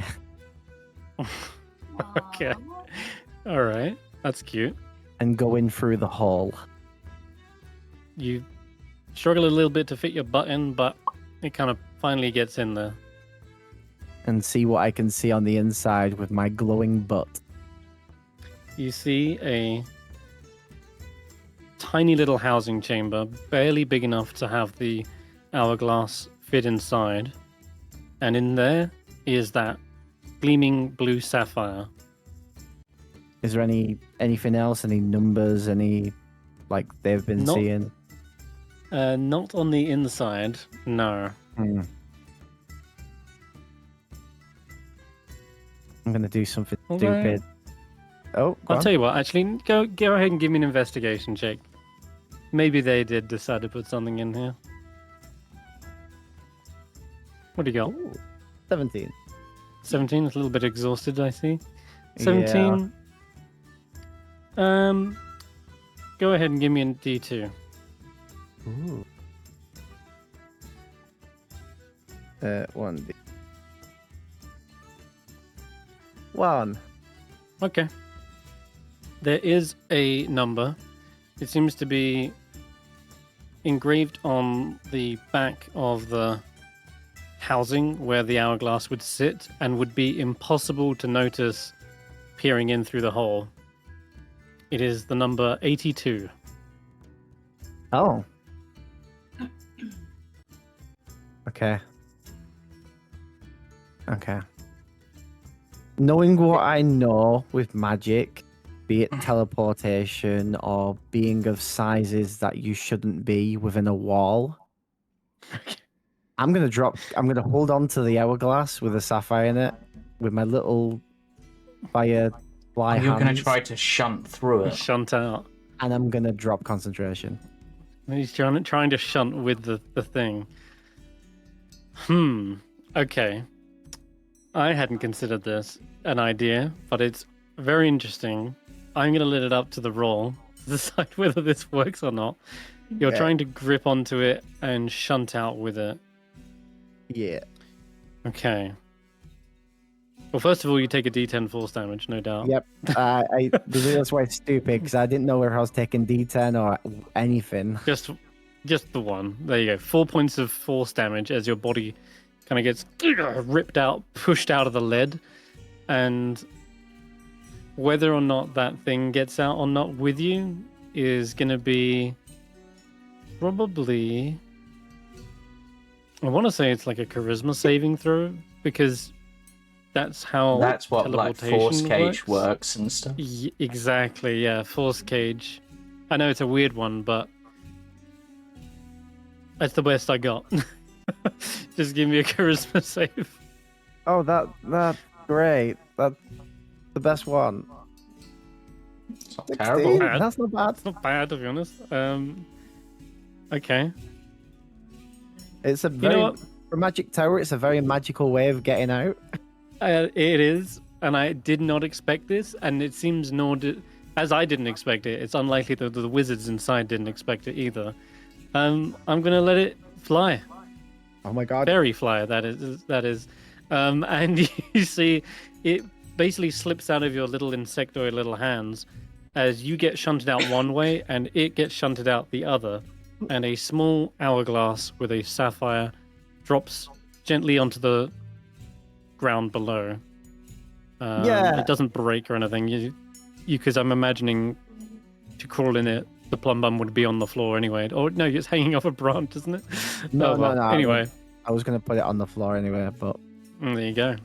Cool. because I You took got it it. off, take it over to Karius, and then And it's intact. now what do I do? I go over to Custodius like Maybe try casting Identify on the gem. no. You know what? I put the sapphire to the wall, the beauty Yeah. wall, and see if that has any sort of effect. Sorry, to the tower's wall. Yeah, to the tower's wall, the one that normally fires things away. Right, you yeah, try you to- are not repelled this time. If anything, you see a similar shimmer in color to the blue sapphire as well. But I try to walk through. Custodius turns to you and does realize you're doing this and says, May I congratulate you, Llyvelin Orenwood, on being the first to accomplish the task. However, you did so in an unconventional way, not using the methods that my master had laid out. You gave us no rules. You just said, complete the task. That is true, and I understand your protests. However, Tarek will be the one to ultimately decide whether your trial is a successful one or not. Oh, it's fine. Me and Terry go way forward. Wait, so what are the rules that Tarek set out then? Because you hadn't told us that. they look towards you, say nothing, and seemingly ignore your request for rules, and then goes back to Llyvelin. And it looks as though they're maybe communing with Tarek as their head sort of tilts back. You see her sort of flashing behind the eyes. And whilst they await the results, I'm going to jump to Sinali, who has got the final piece of information, because the... it does seem a bit, yeah, it's ignored you. Sinali, the stomach acid has seemingly melted away some part of one side of the cube that has a small engraving of a different material that has dissolved away first before the lead has, and on it, it has this written on it. That's the last one out of the D4 different things that could be on it. That's the last one. Which, because I know what the other things are, is probably the melting point of lead. I will say Sinali is probably smart enough to know what that little symbol at the end means. It is certainly to do with heat. Celsius. Yeah. Degrees Celsius, yeah. Sinali looks over at Ladorpu for a moment and considers just putting it up on top of their head, but then it's like, wait, no, cold.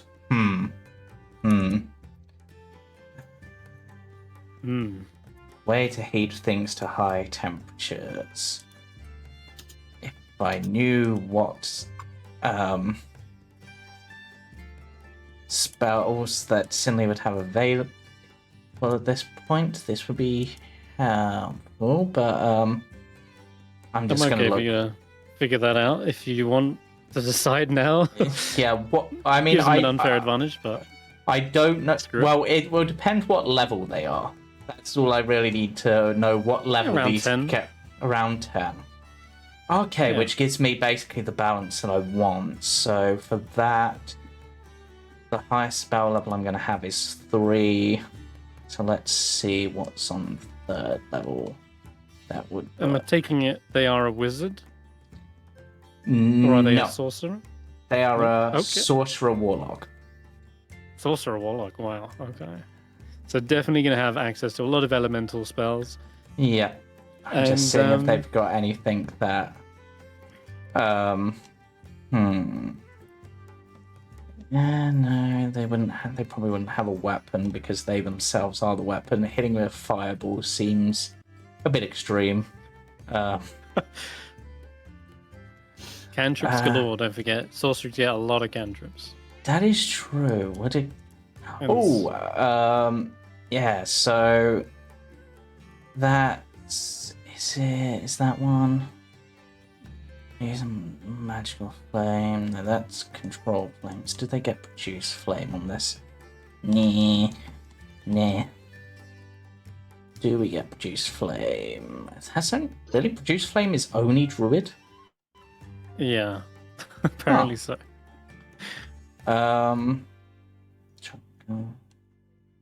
Control flame, it would be fine though if you wanted to take it. Yeah. Control fire. Control flames. Yeah. But Or fire bolts. I mean, firebolt probably would. I'm happy to say that they have one. Don't forget, you can always swap them out when you level anyway. So yeah, so yeah, they're going to. Sorry, I've just seen that there's a spell called Finger Gun, and that makes me smile. Oh yeah. Green Flame Blade specifically requires a weapon, which mean lightning would be. Do you want to pick your spells and we'll come back to you? Or... Yep. Just give me a moment. Okay. All right then, Krag. We're back to you. You've broken it. You've got shattered glass showering out of it, but there's still the sapphire refuses to come out. It's much harder, stuck in there. Poor Krag. They can also eavesdrop on Ziff as well, and the bullywugs if they think that's something you try.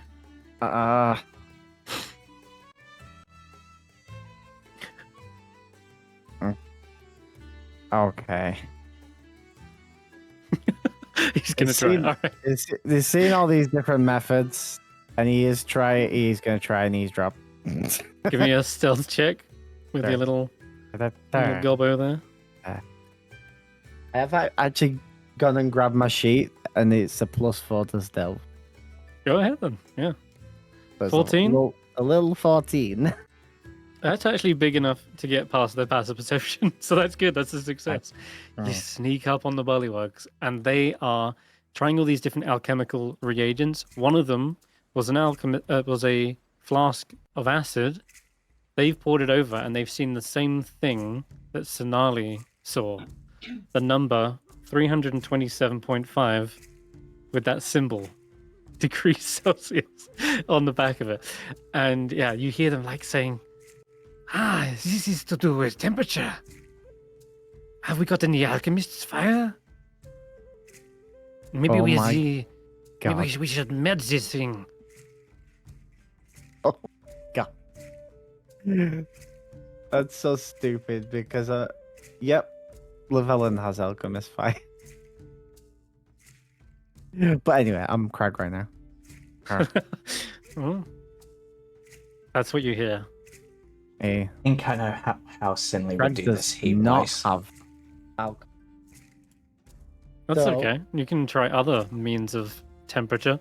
Wasn't it you who actually said, "Can I try survival?" earlier? I was like, "Not with this, you can't." Here's what he's gonna try and do. He's gonna hook it onto a low branch, a very very low branch, or maybe onto a bush because tiny. Okay. He's gonna put his hands around it, and he's gonna cast shocking grasp into his fingers like a cage around it. Okay. To basically generate heat with the electric, like a Tesla, like an electrical coil sort of thing. Okay. All right. Yeah, I mean the metal's conductive enough. It'll definitely take the shocking grasp. Yeah. Whether it's enough to consistently keep a heat going that long, we'll see. Yeah. So he's not trying to cast it into the metal itself. He's casting it like from his left hand fingers into his right hand fingers and back around himself to basically turn himself into like a little generator. Okay. Like a coil. Oh, all right. Okay. Give me just another D20 check to be plus your spell casting ability, which I'm sure is. Oh my god, is that charisma? Oh my god, nat 20. And at the same time, you see him just like shuffling his feet on the spot back and forth to just keep generating that static. Okay. It's getting to the point where you're you've turned into like a mini arc welder, and you're slowly where your fingers are like wrapped around the cube. You see it slowly beginning to melt those points on the cube. So it's gonna take over the course of an hour, I will say, to do this, continuously zapping it to the point where it's so red hot that you can finally begin to like melt sections of it. But yeah, it takes an hour to get this done. Okay. Meanwhile, you see the fire the genasi overhears this kind of ow sound and looks across and notices that you're continuously casting spells, but it's having an effect. And they will begin to conjure their own fire as well. But they do so on their own kind of like camping equipment. They set up like a little stove, effectively. They put the cube in the metal pan. They put it on like a hook. Using the hook, they like hang it over the spit of a campfire, and they begin like heating it up that way. But they're having trouble trying to get the fire to be hot enough because it is only an open flame. They need it to be like a concentrate, like a kiln. And so they're trying to use their own magic to like empower the fire, but it's also proving to be difficult. Back to Melk, and then how's Melk doing? Melk's doing fine. He's considering his options, being probably one of the few people here who doesn't have magic. He's limited to what he's got. But would, considering all this I'm guessing tinkering he's and got stuff, some. he would Yeah, have like black powder sort of thing, but Black that's obviously powder. going to be that's That's obviously so going to black be powder. that's going to be an explosion. Yeah. He's probably very good with like the sort of chemical. Let's Wait. put black powder in the hole and turn it No. into a stick of dynamite. No, I was just thinking, Jeez. That'd be rough. could he, is there any possibility he has aluminium powder and iron oxide on him? Wow, that does sound specific. Jeez. Roll a luck roll. AK, does he have the chemical ingredients to make thermite? Thermite. Jeez. Maybe? Maybe just this one-off time? Yeah. I didn't want to use this, but if I get the right combination, this ought to work. So he's gonna basically make a mixture of iron oxide and aluminium powder, sort of paste it onto the side of the cube where he's seen like the heat symbol probably from other people, and then step away, make a line of like black powder like a fuse, and then just drop a match onto it, just wait for it to go across.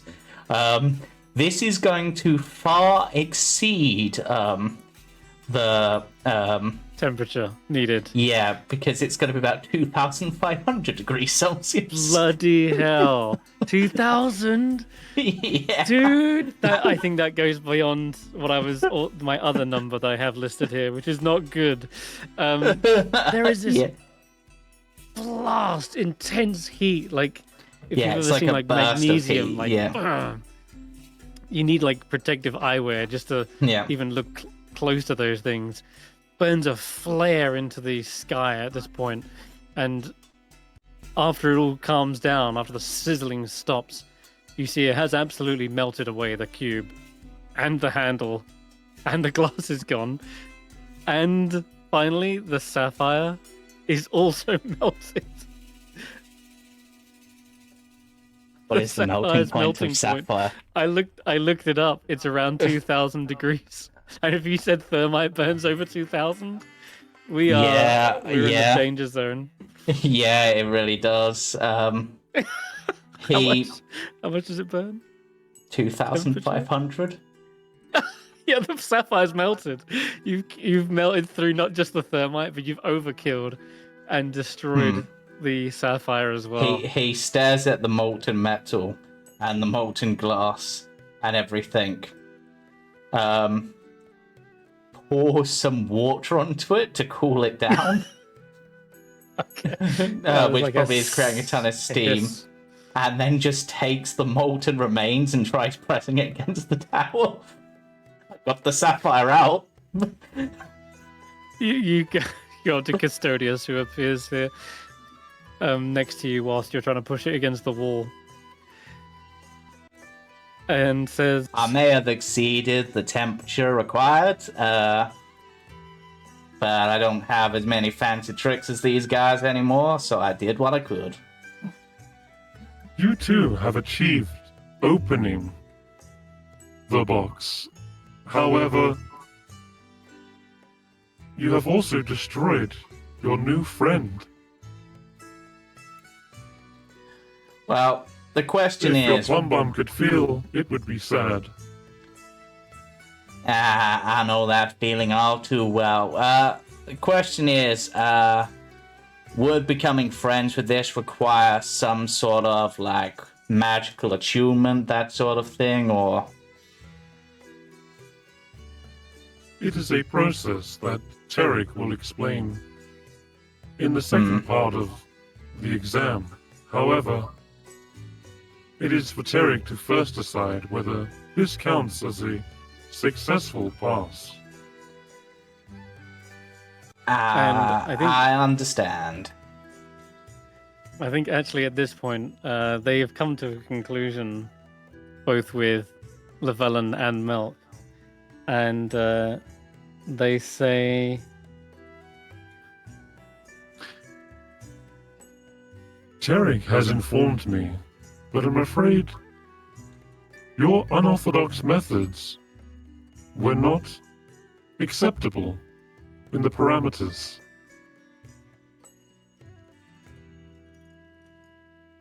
this is to Melk.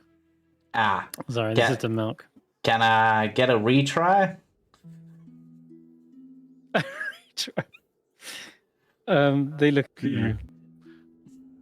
You mean you wish to start over?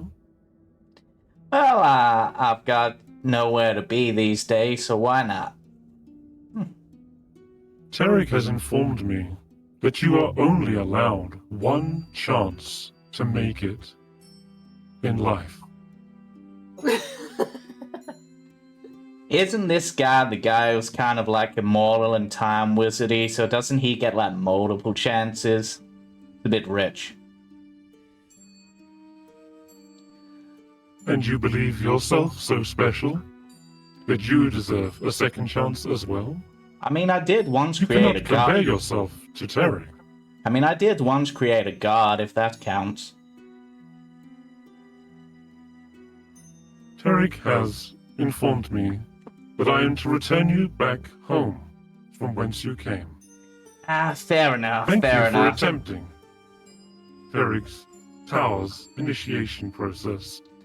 I will now teleport you in 3, 2. And as they say, you are the weakest link. Goodbye. goodbye. Yeah. And Well, with that, Mel- guys, I do need to go to bed. So, Alrighty. all right, Okay, dokie. Yeah, we'll see you next time. I'm should be back from Devon. Is that next week? Back from Devon, yeah. Because we will be back to our usual weekly Friday now. Okay, I didn't realize That's that. all right. Yeah, I will be around next Friday. Okay, perfect. Awesome. All right. Thanks, Andy. And thanks, thanks, Kirstie. We will see you soon. All right. So Melk would ask for a charisma saving throw. This would be some sort of teleportation magic against your own will. If Melk is unwilling, give me that save. Sure. So he'd probably have proficiency in this because actually I have no idea if he would anymore, but he was a warlock bard, but then he lost access to magic, so I'm guessing he'd still have charisma proficiency. But that would be, if he has proficiency in the level 9, like he said, that's what, like a 21? Ooh. Damn, okay. I'm gonna say, yeah. Oh. Damn, alright. So you feel this teleportation magic trying to rip you out of this space, and you are able to resist it. And you see the tome anima sort of respond. Please go willingly. I'm afraid I can't quite do that. This is kind of my only lead on the matter. And to be honest, I doubt your fancy teleportation magic is gonna work that well on me. The Weave just don't like me these days. Your perseverance has been noted. And ignored.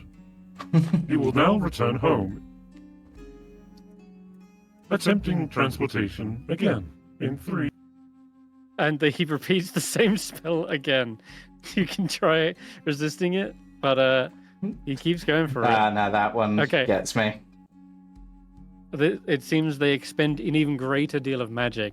There's a slight flicker on the creature before they finally vanish Melk away. And he's gone. And Melk's last words as he feels himself fading away. I may be gone for now, but I won't be gone for long. And the custodian turns to you, Llyvelin, and says, Melk has been safely returned home. As for you, Llyvelin, likewise, an unorthodox method has unfortunately been rejected by Terrigs. But my sapphire is intact. And I, in the magic tower, used magic to get it out. It may have been a solution, but it was not the solution. But it was As still such, success.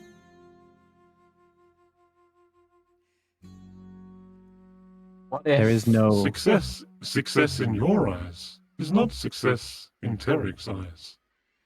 This is a time tower, right? What if You say Llyvelin... Karius will say that. Yeah. Yeah, okay. Well, Llyvelin's just done things in the wrong order, so all he's got to do is open the box after he got the thing out.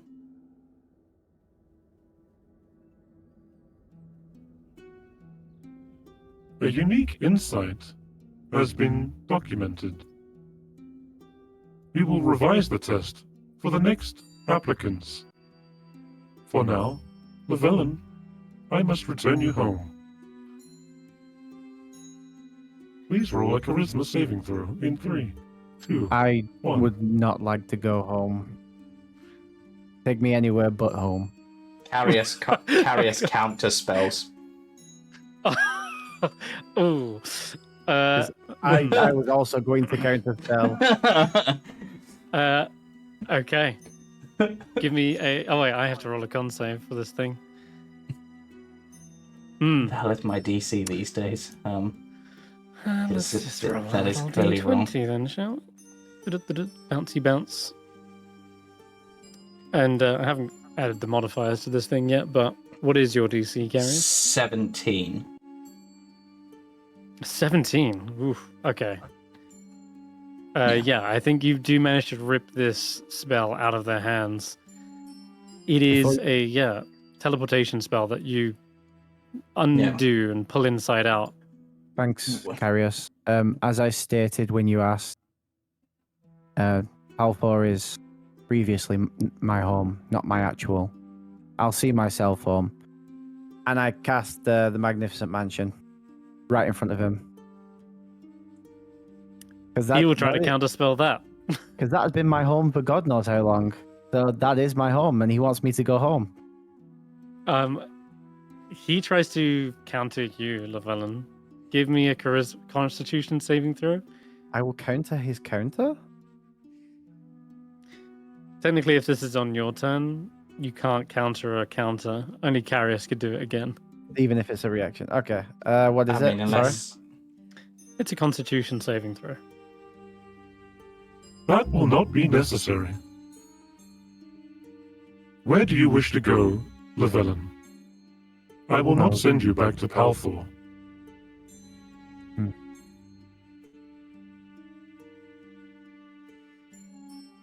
Any time and any place? Or just place? Time can be arranged. Oh, this is gonna be so fucky. Oh, I state the time and place of where the tower was when we last went to it, but minutes after we leave.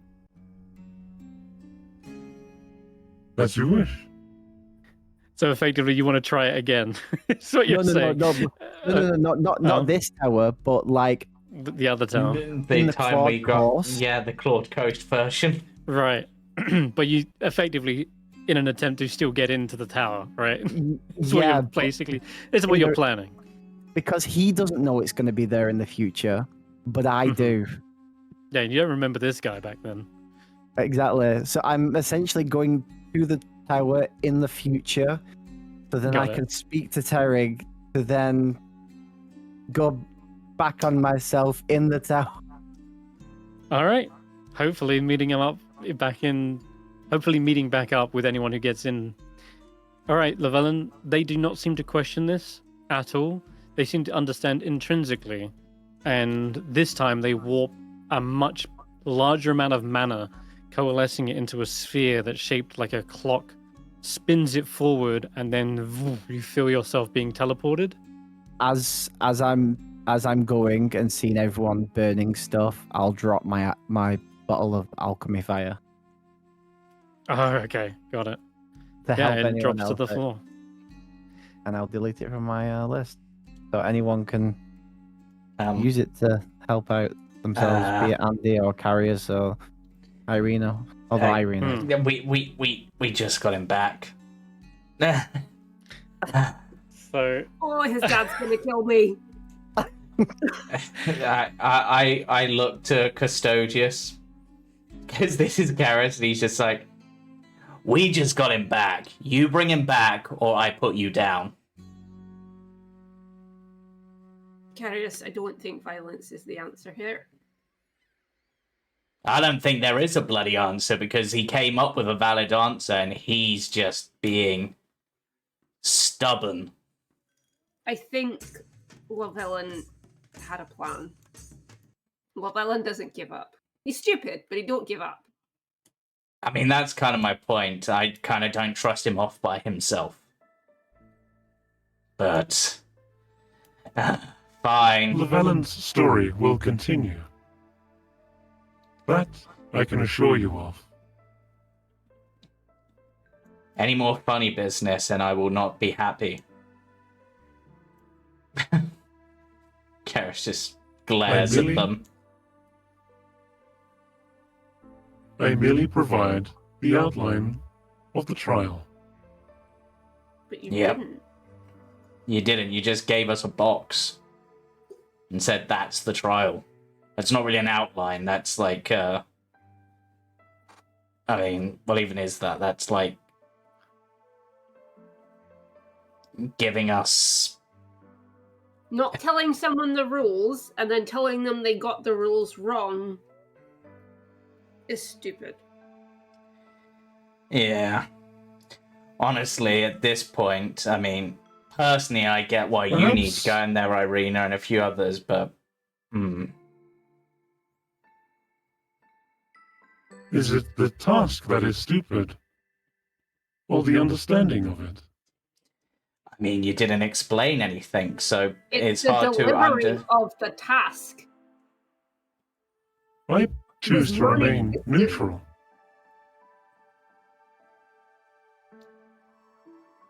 Well, do you have any can't just further? assign a task and not tell us the rules and then tell us we got it wrong because we didn't go by the rules, which you didn't tell us. That makes no sense.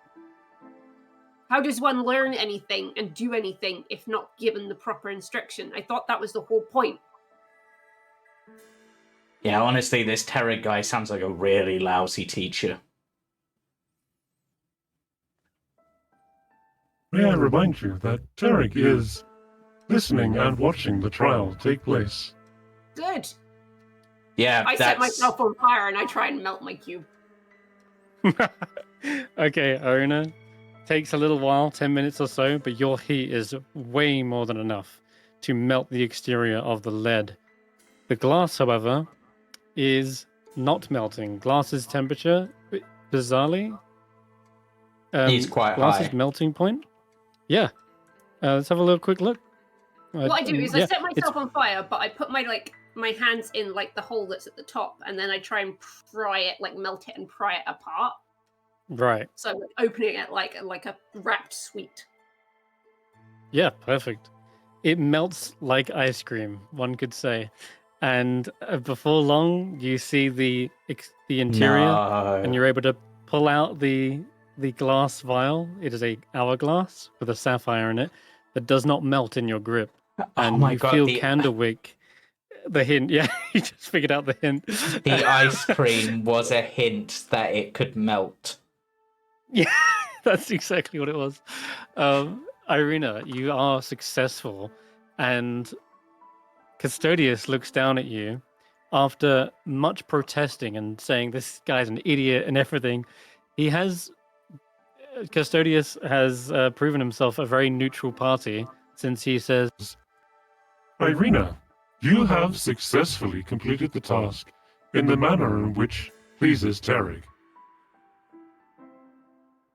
You will be allowed entry.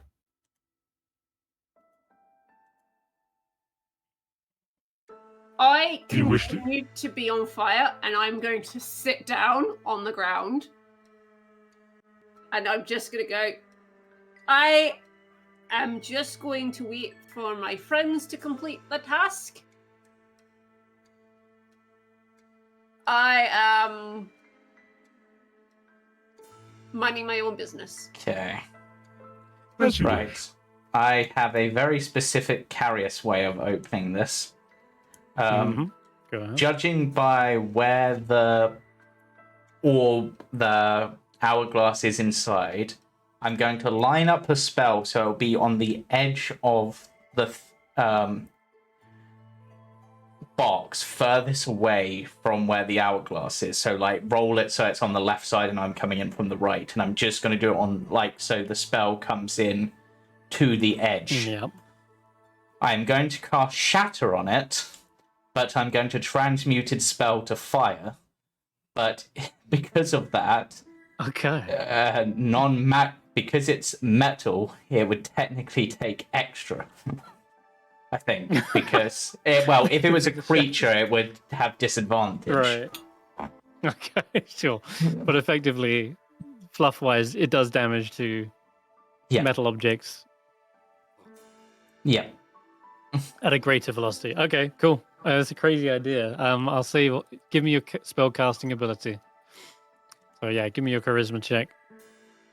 That's gonna, an 18. You managed to pull this off in exactly the way you had managed. You line it up perfectly. You kind of crack your fingers, a couple of warm-up spells first, and then you're ready to kind of like hit it. And yeah, right on target, you managed to blast this thing outwards, blowing out the back of the structure, and the cube is, it's like wrenched metal on the exterior. And you tried to avoid hitting the interior where the glass was, or? Yeah, basically. So Okay. I was doing it like so the edge of the shaft would literally be just touching like the metal wall of the cube. So it would literally be on the very edge of it. Okay. Whereas the orb would be on the other side of the cube. I will say that as accurate as you do try to be, the glass shatters, but the crystal, the gemstone is fine. Like the the sapphire is just fine. Yeah. Okay. That's 2 down, I guess, in a sort of roundabout way. Elsie, I just want to jump back to you because you've had some time to think about this. Yeah. You've been told by an animal the strange little song. Did you want to refresh, or have you still got it on there? I've still got it on there. Okay. And the Llyvelin mentioned that there is an arcane lock. There's also an alchemy fire on the floor. But that seemed to be for his friend.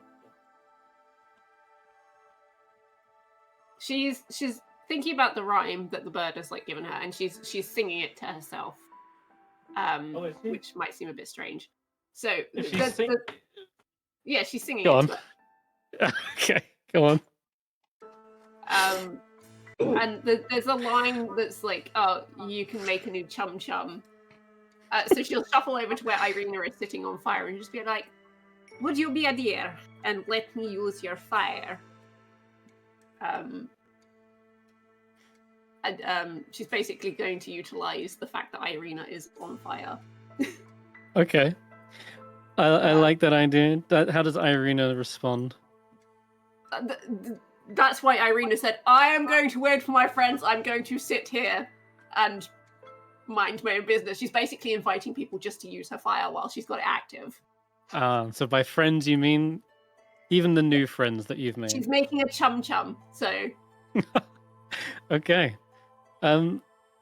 Eirina, you look down at Elsie's little cube and you realize the lid has unfolded itself like an envelope. And the hole where the little screw is just like enlarged, and you can see directly in. You could practically pick it out, like just lift it out of the cube. Okay, in which case, Eirina will just sort of look at Elsie and be like, "You know, that's big enough that you can just pick it out. That would... I don't know how you did it, but it's big enough that you could probably pull that out."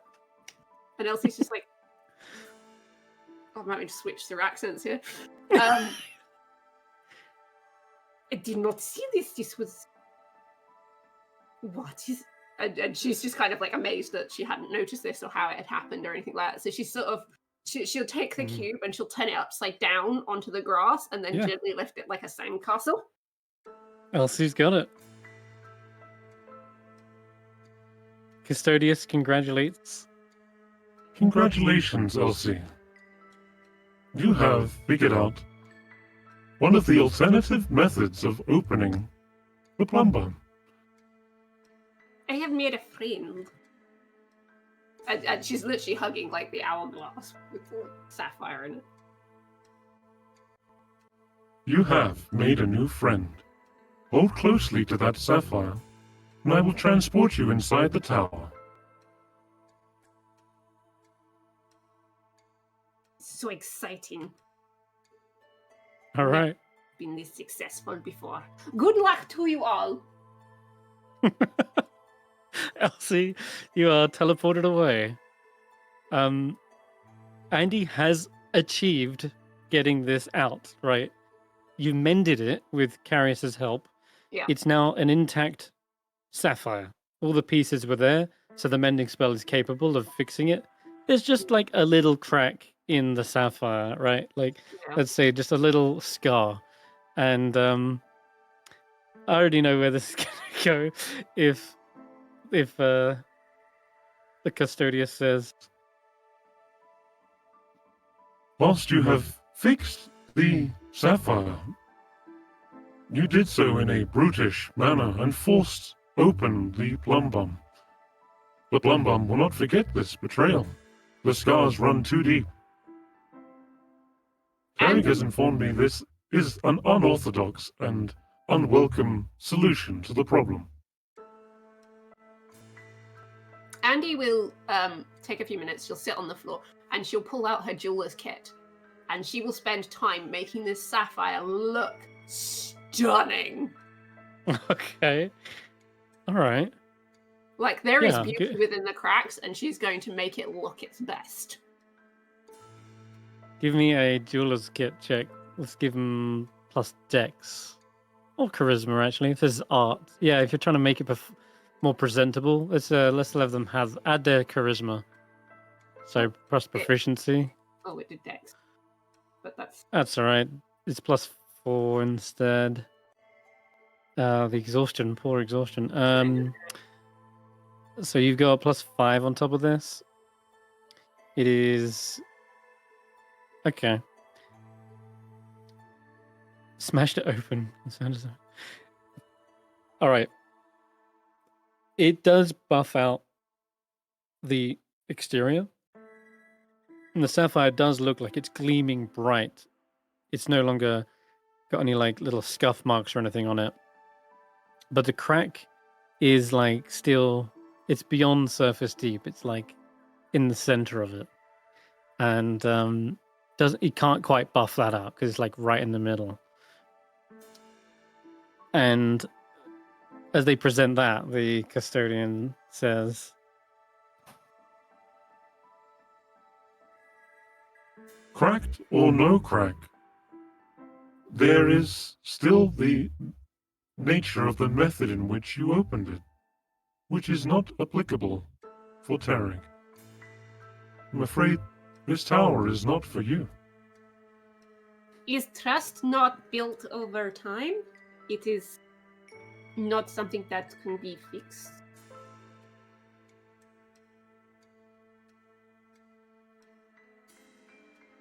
there's a moment of pause. And I'm going to let anyone who's left remaining at this point to roll an insight check.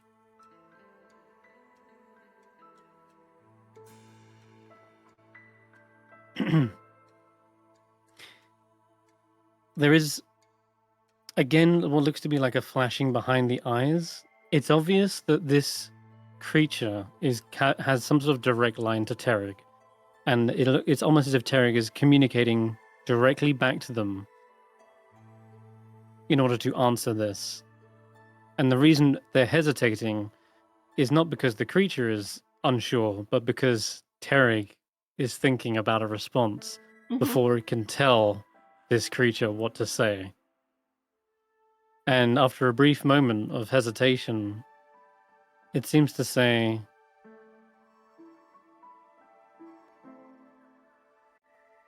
You are wise for someone so young.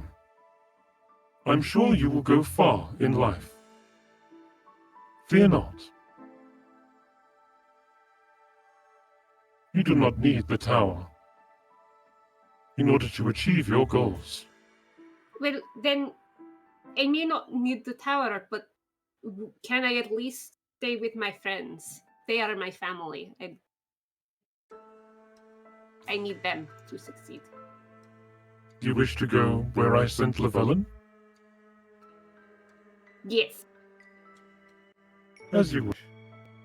they will transport Andy away as well. Taklo is going to grab hold of them as they teleport away. Just try to go with them. Okay. To keep them company. All right. Taklo. Whoop! Yeah! Goes with them. Oh. And Taklo goes... Yep, outside my range, I'm imagining. But not, because I can still hear you. You can still hear me? Yeah. Wait. This isn't the tower like I remember it. We're inside a tower? We're inside the tower. Well, It's just stone walls. It's very blank in here. It feels like a dungeon. Oh, and Elsie's here? And so's Llyvelin? And Melk? Wait, Melk's there? But he got sent away. He's here, I'm telling you. What? And we must be within 100 feet of each other. Oh. But at a different time again. I look to Eirina and just be like, I think they're still here, just not when. Or, well, if here is the here you remove the W from where, then they're not hen?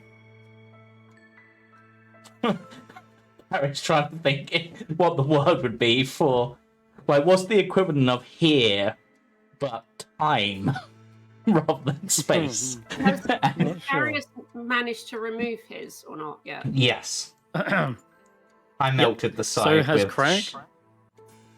Cool. And Krag, I'll just pause with Krag. What do you present the now?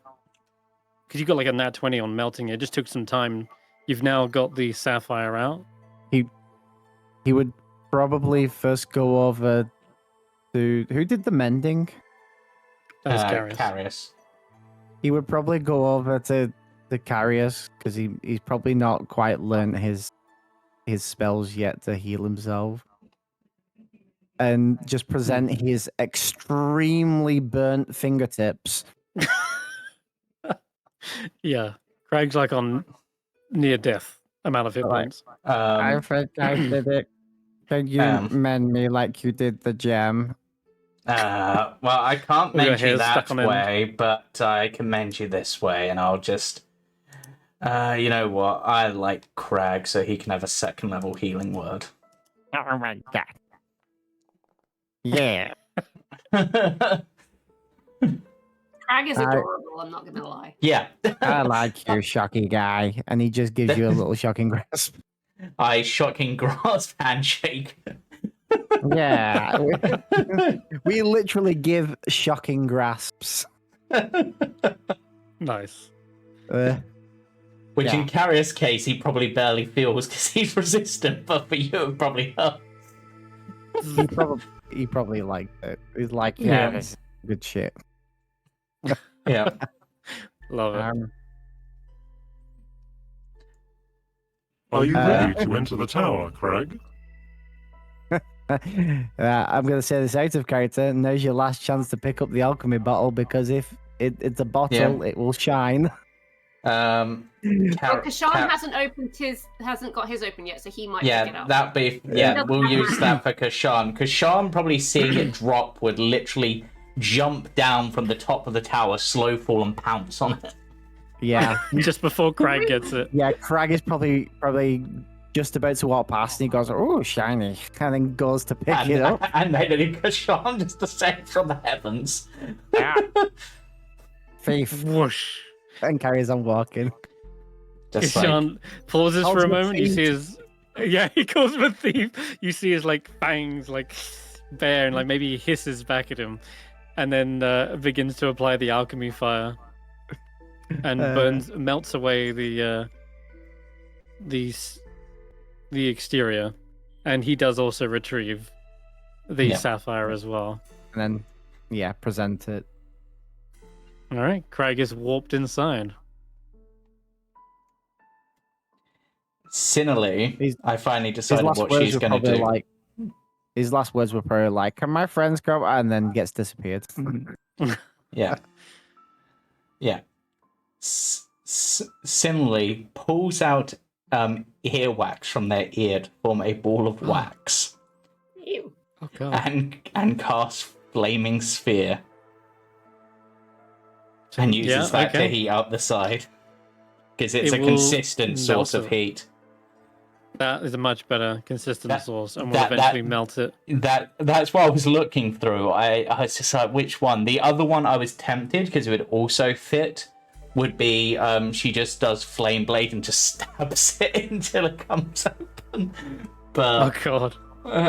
She probably, while she probably would do that, she's seen that violence seems to be frowned upon, and she's at least self-aware enough to play along. She's very good at playing. So she pretends to be a civilized, normal human being and walk up. Yeah, she just and she's got the flaming sphere, and it's like, see, I made a friend to get a friend. Some are made from dust. This was made from wax.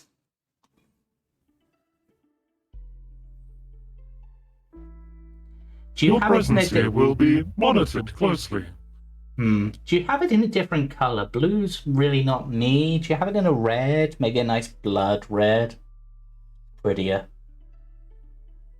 It is quite key that it is a sapphire. This will become clearer in the next part of the tests. Okay. I mean, I suppose it can make purple, and purple's a nice color. The blue by itself is a bit of a weird one. No offense, Mr. Lightning Guy. It is time, Sinali. Are you ready? Yes, I suppose so. Time to go to the next game. And Sinali is pulled inside the portal and vanishes. As is Ladorvu, who has managed to set it up and create like this kiln to basically pump air into it and intensify the heat to the point where it does finally reach that melting point. It takes him a while to set this like thing up. He's got like the idea and he's got the fire, but I'm gonna say that it's this little girl genius that is able to basically come up with the idea of like a kiln, and they are together working to melt both of them. And so them two together, they kind of managed to succeed, and they've melted it, and they also vanish inside. And Eirina, it's just Kesh'an, Karius, and the bullywugs left. You two frog people, good? Do you want me to help open yours, or are you good? We did not bring alchemist fire. We only have the acid. Oh, I'm still on fire over here. Yeah, feel free to use Eirina. Merva says, It sits like this for another hour, so... That is a very kind request, but would it not be cheating if we use someone else's? Are you sure? Aren't we? And another question: are we not competitors? You gotta use the resources that are around you, right? I don't want to use yours, though. I'm offering, it's not using. But suit yourselves, I'm gonna go in if you're not. No, we accept. Merva, come on, just take the offer. That's more like it. Merva says, all right. Okay. I come from a place where learning is a really big thing, so please. Yeah. And if you're that Very worried well. about it, you can just owe us a favor later. Well, I do appreciate the offer, and we'll be sure to make it up to you.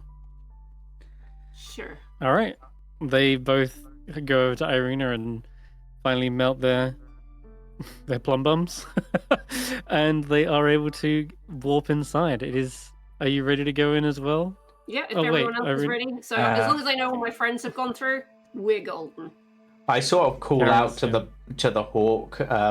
You want to come too, buddy? We're kind of taking everything else that's out here.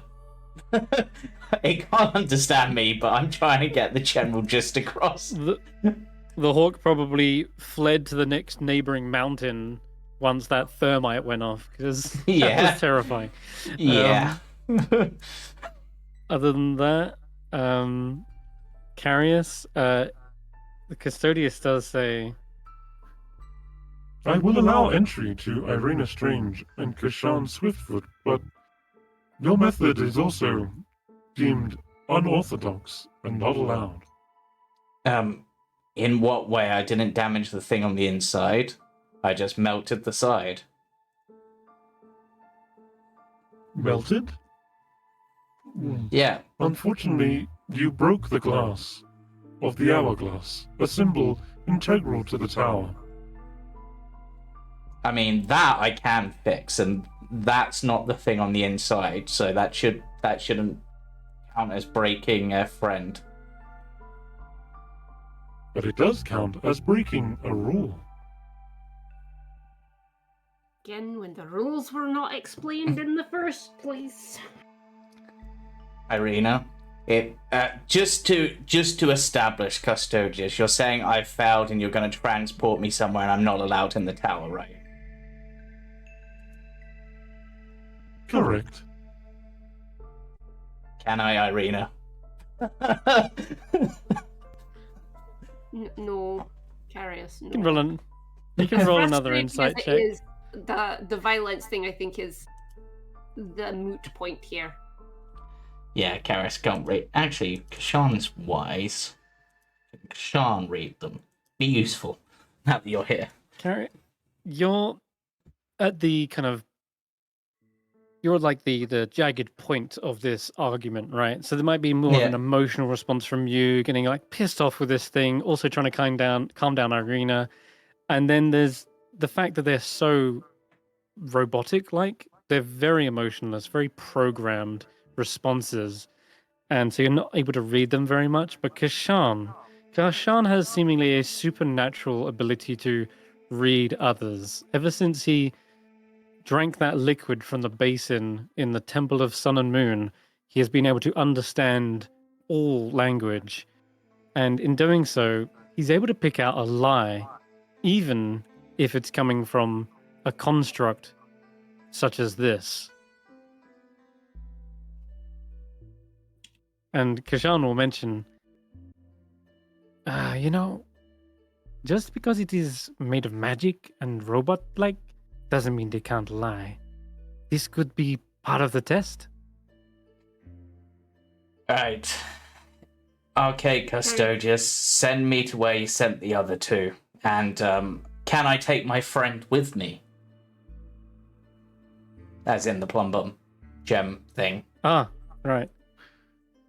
Yes, you may keep your sapphire. Hold it tight. Don't lose it. Thank you for participating in the trial. Eirina, Kesh'an, you wish to go with Karius? Even though you have succeeded, you would be allowed entry, but you wish to go with Karius.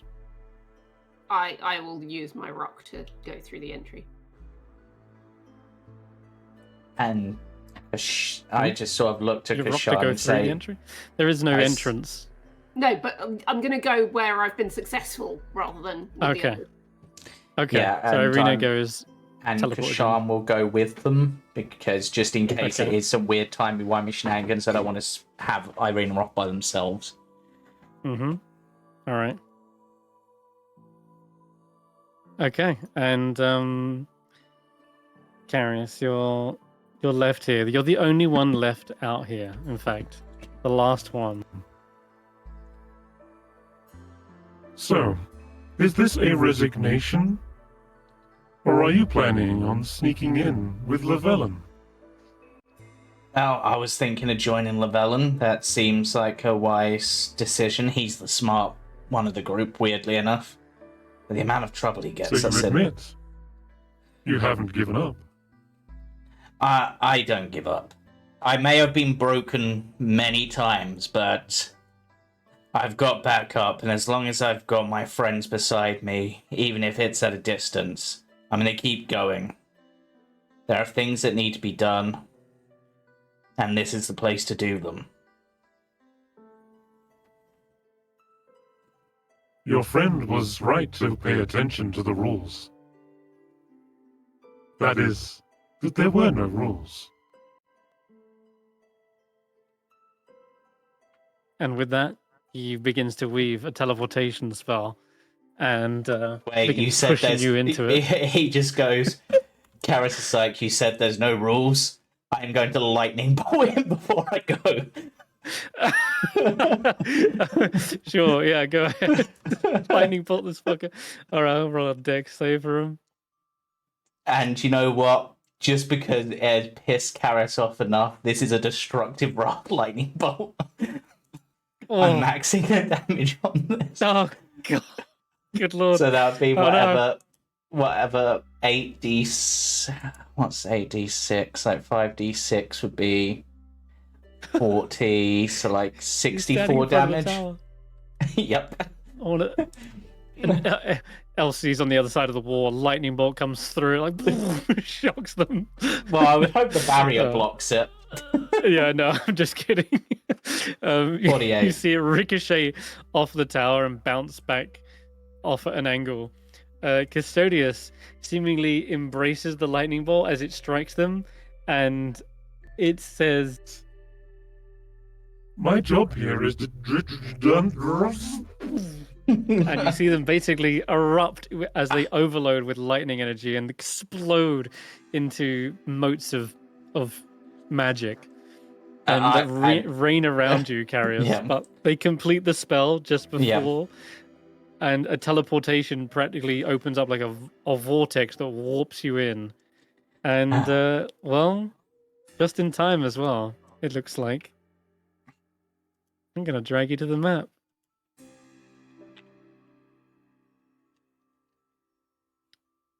There you go, everyone. A black screen. Black There. screen, yeah. That's better. Yeah. I Llyvelin, also... Krag, Melk, this is where you've been ever since. Wait, let me get rid of Tarek real quick. This is where you've been ever since you were teleported away, back home, to quote.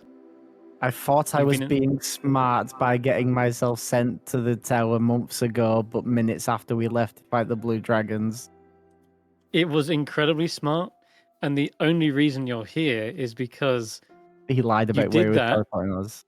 Yeah, you lied. You basically didn't actually resign by saying, all right, I'll just go home. You actually were just trying to find another way in. And because of that, that's why you got in. And I'll explain in a minute because you'll get to see, Assistance. get to actually meet them. So you've been milling around for a little while. We're wrapping it up soon. I'll probably do a repeat of this for Andy's sake when we start again next session. I want to let them see this whole scene as well. But effectively, you mill around for this length of time, waiting for one by one each of you to come in. And eventually, if you do try the stairs, by the way, that's going to be funny. I'm sure Krag gets restless. He would. And, okay, we'll send him up the stairs. He realizes very quickly that he goes up the stairs and then realizes he ends up coming out of there. And the stairs lead up in both directions. Wait. Oh, okay. What if? Wait. What if? He keeps trying the stairs and keeps getting warped right back into it. And it's not until everyone, Karius being the last one, still lightning at your fingertips as you enter into the circular chamber. Very smooth, well-cut stone surrounds you. The other applicants have all made it, including Tackler, who was no more than 100 feet away from you. There is a swirl of sand as well as you appear. Mm-hmm. Yeah, I just sort of looked to Eirina. I'm sorry, Eirina, I could not resist, and he said there were no rules. I kind of figured you would do something like that. You and your short temper. Sorry, I Don't apologize. I really need to get hold of that.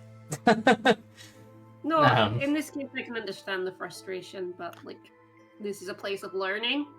So if you want to learn, you're gonna have to be a bit more patient. Yep, I will try. Be sorry. You hear a slightly raspy, deep voice as a swell of sand appears in the room. It's a tornado, like a dust devil that whips up and is then all contained within this staff that is held by the old elven wizard wearing the green robes you recognize today as Terig, the long straight beard and matted hair. All the sand is filled back up into the hourglass that sits atop this staff, and he addresses you. I know I am not your first choice to learn magic. There are plenty of academies in the world that teach it. Perhaps I'm not even your second choice. There are many temples and clergy that take in wayward souls. Druidic circles that are willing to teach even the most eccentric wanderers their ways. And I looks towards Elsie.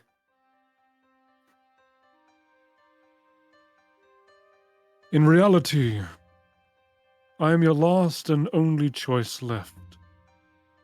You are here because others denied you the opportunity due to the lack of skill or status or wealth.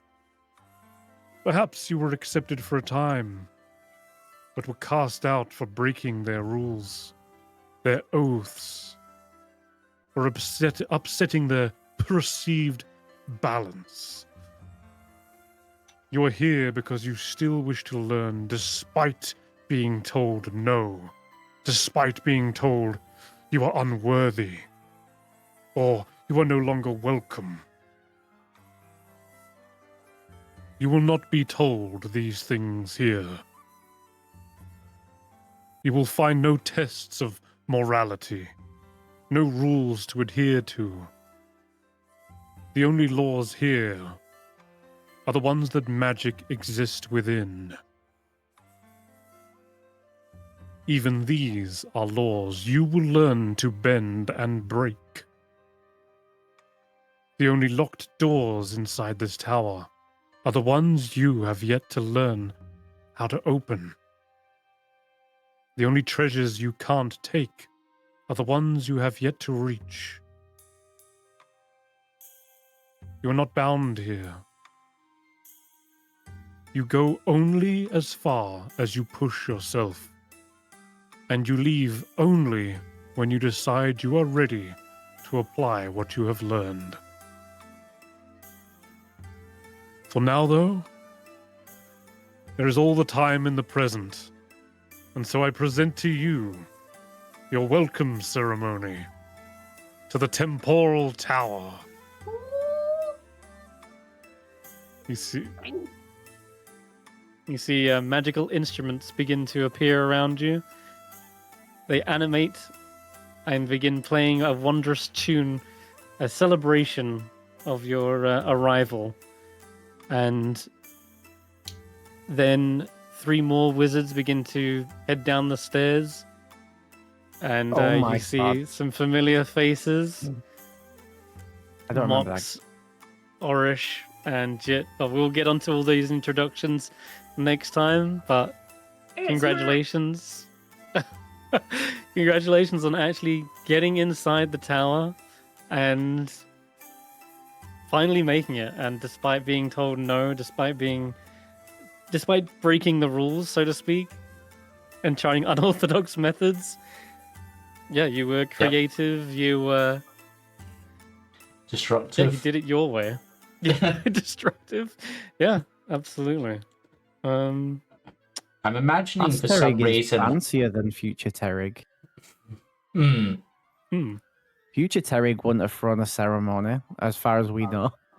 It's true. True. He calmed down a lot in his age. Yeah. We literally destroy him. I mean, Any bill he had as a teacher is gone after he's dealt with us. Yeah. He was in the oppressive presence of a hag, let's be honest. This is Terrig shining in his own element, introducing his own students. But yes, he has actually gone the extra mile, it seems. So, if this is the past, and last time we went to the tower that it was in the future, how much time difference was it, and how long had Mox been here before I kicked his ass in a magic duel? I'm not sure exactly. Because if he'd been here a long time and I beat him, he didn't improve a lot. Mox doesn't look a day older, bizarrely. Does Max recognize any of us? Does he be like, oh god, these people? Or is he just... No, Mox doesn't. He doesn't seem to recognize you. He seems to give quite a stoic expression on his face, but I will get to introducing him next session, I think. I just wanted to end on confirming your suspicions, and that is that the guy never gave you rules, and there was a moment to be built on trust. And there was another time when you were like, you've come all this way, you're not going to be told no now. Yeah. Like you basically said all the right things that Terrig wanted to hear, and when you protested getting in, that's when they decided, all right, I'll teleport you home. Quotation marks. What they really meant was, no, you passed with flying colors. And the tower is our home. Ah, yeah, that's the truth. There you go. A nice little heartwarming twist to the end. Terrig's not actually an asshole after all. No, but that custodian still deserves to be vaporized, is all I'm saying. But Krag is, as soon as someone appeared right in front of him out of thin air, he would have shocked them. They're like, ah! Instant shock, like reactionary shock. Oh, God. Yeah. That's all right. That was just a cantrip, thankfully. Yeah. Probably. Yeah, you softened him up, though, for the lightning bolt. Yeah, Melk during the time whilst they're waiting has probably used like some minor heat and stuff to basically melt the plum bum and sapphire that he's got, whatever's left of it, basically into like a crude bracelet as a reminder. Yeah. And Melk even said the words. Wasn't it something like, I don't take no for an answer or something like that?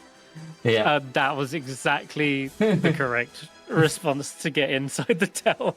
It's about perseverance. It's about... Because everywhere else has said no. This is the whole point of coming here. So they were really testing you to see, do you have that determination? It is quite funny that he would say that we're here because every other academy we would have gone to would have said no, and that he was the only option because clearly everyone had tried other options. But in Llyvelin's lifetime, Terrig has been his only teacher, past, present, and future. In that case, you couldn't be a more fitting student here. Yeah. See, Eirina was going to object because she was like, well, no, because I've had several teachers, one of which was one of your students. And then he was like, because you broke the rules, and she remembered blowing up the library and shut her mouth. There you go. That was for you. If you hadn't, couldn't tell. It was blowing up the library that made Sarcadius take her on as a student, so... Yeah. Llyvelin has only learned from Terrig, like, be it in the hut or the last time they were there, and now. Mm-hmm. It's weird. But you have been told, no, think about original Llyvelin. You were told that magic is bad. You can't learn it, and you will be killed for it if you do. That is true. That in itself is a reason to seek out Terrig. And yes, perhaps you come to that realization a lot sooner than the others, but it's how you use the magic, not the magic is bad itself. Exactly. That's points Llyvelin. All themes. Yeah, and that'll be a theme that is explored in this tower as well, as it happens. So, yeah. Hope you guys enjoyed the fun little trial of the plum bum puzzle. You've each got, I'll add onto your sheet a sapphire worth 1,000 gold. Yep, it's a costly one. And on top of that, Llyvelin, you will be awarded a merit point for the first person to effectively get it out. Like, you identified it, and then the polymorph. I know, like, in terms of chronological order, maybe you had like 10 minutes behind everyone, but you also did a really good job with Krag as well. Time is nothing here. Exactly, time is really nothing. And now I'm pretty know, I think, what this sapphire is for. So, yeah, you can keep guessing. It's crazy that I had an alchemist fire in my inventory, and yet I still went about the most awkward way of figuring it out. I was like, am I going to crush myself to death to get out of here? Is this? And I had an alchemist fire. Yeah, to be honest, what I was thinking of is if that didn't work and somehow it like refused to like shift you back, like you went in, Karius puts like their pinky finger through so they can touch you and thunder steps you out whilst you're grabbing it. Yes, that would have been cool. Yeah. All right. I will explain what merit points do next session. Oh, it's not. It's not you just saying a fancy way of it being a DM. Oh no. competition. Yeah, no, Oh. Terry is going to award you. Yes, Llyvelin gets a merit point, being the first to achieve it. I'll show you. Like I say, I'll tell you all about it next session. I don't want to cover ground again because I'm going to have to repeat this for Yeah. Andy. So, No problem. Right, so we'll wrap up there then, I guess. Yeah, that's good. Right, so thanks for watching. Thanks for playing. Join us Sunday for the Icewind Trackers, Monday for the Jumping Junipers, Tuesday for the Mistaken, Wednesday for the other Icewind group, and we'll be back next Friday for more Temporal, Tower, timey-wimey tricks and shenanigans. I was trying to think of another word to begin with T. And I lost my train. But yes, bye for now. Bye for then. Bye for whenever.